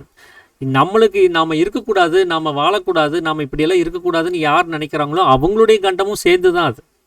ஏன்னா அதெல்லாமே சாமியினுடைய வாழ்க்கையிலையும் நித்யானந்தாவுடைய வாழ்க்கையிலையும் நம்ம பார்த்துருக்குறோம். அதனால நாம் அதை விலகி நிற்க வேண்டியதில்லை. நம்ம வேலையை மட்டுமே பார்த்தால் போதும். அவங்க விலக வேண்டியது அவங்க தான். அது அவங்க விலகிட்டாங்கன்னா அவங்களுக்கு நல்லது. விலக மாட்டேன் அப்படின்னு சொல்லி பக்கத்தில் வந்தாங்கன்னு சொன்னால் அது அவங்களுக்கு தான் பிரச்சனையாக இருக்கும். நன்றி நன்றி ஐயா. ஒரு வார்த்தை சுபத்ராமாவுக்காக நான் சொல்லுங்க, தாராளமாக சொல்லுங்க. நீங்க பல எதிரிகளை களத்துல பார்த்தவங்க. ஆமாங்க ஆமாங்க சொல்லுங்க. அது ஒரு நாள் தனியா ஒரு நாளைக்கு பேசிக்கலாங்க. அதாவதுங்க இப்போ இப்போ சில அந்த மனிதர்களையும் நம்ம கடந்து தான் போக வேண்டியது. அந்த மாதிரி ட்ரிங்கர்ஸ், இன்டாக்சிகேட்டர்ஸ், ரொம்ப இதாக இருக்கவங்களையும் கடந்து தான் நம்ம வாழ்க்கையில் போக வேண்டியது இருக்கு. அப்போ அவங்கள உதட்டளவில் அப்படியே பக்கமாகவும் உள்ளத்தளவில் தூரமாகவும் வச்சு நம்ம பழகிக்கணும். ஒன்று. ரெண்டாவது, அவங்கள வெறுக்கிறோங்கிறது தெரியவே கூடாது. சிறிதேன்னு பொருள் கொடுத்தாவது ஒரு என்ன நம்ம கொடுக்கணும் அதை கொடுத்தாவது அவங்கள வந்து அவங்களுக்கு நேரடியாக பகைமை இல்லாத அளவுக்கு நம்ம அப்படியே ஒதுங்கி ஒதுங்கி போயிடணும். இப்படி இருக்கும் பொழுது ஒரு கட்டத்தில் நம்மளுடைய அந்த ஆக்டிவிட்டீஸ், நம்மளுடைய அந்த பொறுமை, நம்ம நடந்துக்கிற அந்த சாது தன்மை இல்லை எக்ஸ்ட்ரா ஏதோ இதை பார்த்து அவங்களாவே நம்மகிட்ட இருந்து கொஞ்சம் தூரமாக விலகி போயிடுவாங்க. ஐயோ அந்த அம்மாட்ட எதுவும் கேட்க முடியாதுப்பா, அவர்கிட்ட ஒன்றும் பேச முடியாதுப்பா அப்படின்னு சொல்லிட்டு அவங்களாவே கொஞ்சம் கொஞ்சமாவா அப்பாவே வந்து அப்படியே நம்மளை விலக்கி வச்சிருவார். இதுதான் வந்துட்டு நம்ம ஹேண்டில் பண்ணக்கூடிய இப்போதைக்கு நடைமுறையில். ஐயா ரமேஷ் சொன்ன மாதிரி நம்ம ஏன்னா அப்பா எல்லாமே கரெக்டாக க்ளீனாக அதில் சொல்லி கொடுத்துருக்காங்க நமக்கு. அதனால் யாரையும் வெறுப்பு இல்லாமல் அப்போ அந்த இதுலேயும் வந்து நம்ம வந்து அதுக்கு ஒபே பண்ண வேண்டிய சூழ்நிலை இருக்கும். அப்போ அவங்க எப்படி இருந்தாலும் அதை உதட்டளவுலையும் உள்ளத்தளவுலையும் எங்கே வைக்கணும் வச்சுக்கிட்டு அப்படியே நம்ம கண்டும் காணாமை மாதிரியும் அப்படியே வந்து விலகி அதே நேரத்தில் அந்த வெறுப்புள்ளாத தன்மையில் நம்ம போயிட்டு இருக்கணுங்க. இதுதான் வந்து நான் சொல்ல விரும்புகிறேங்க. நன்றிங்க, நன்றி.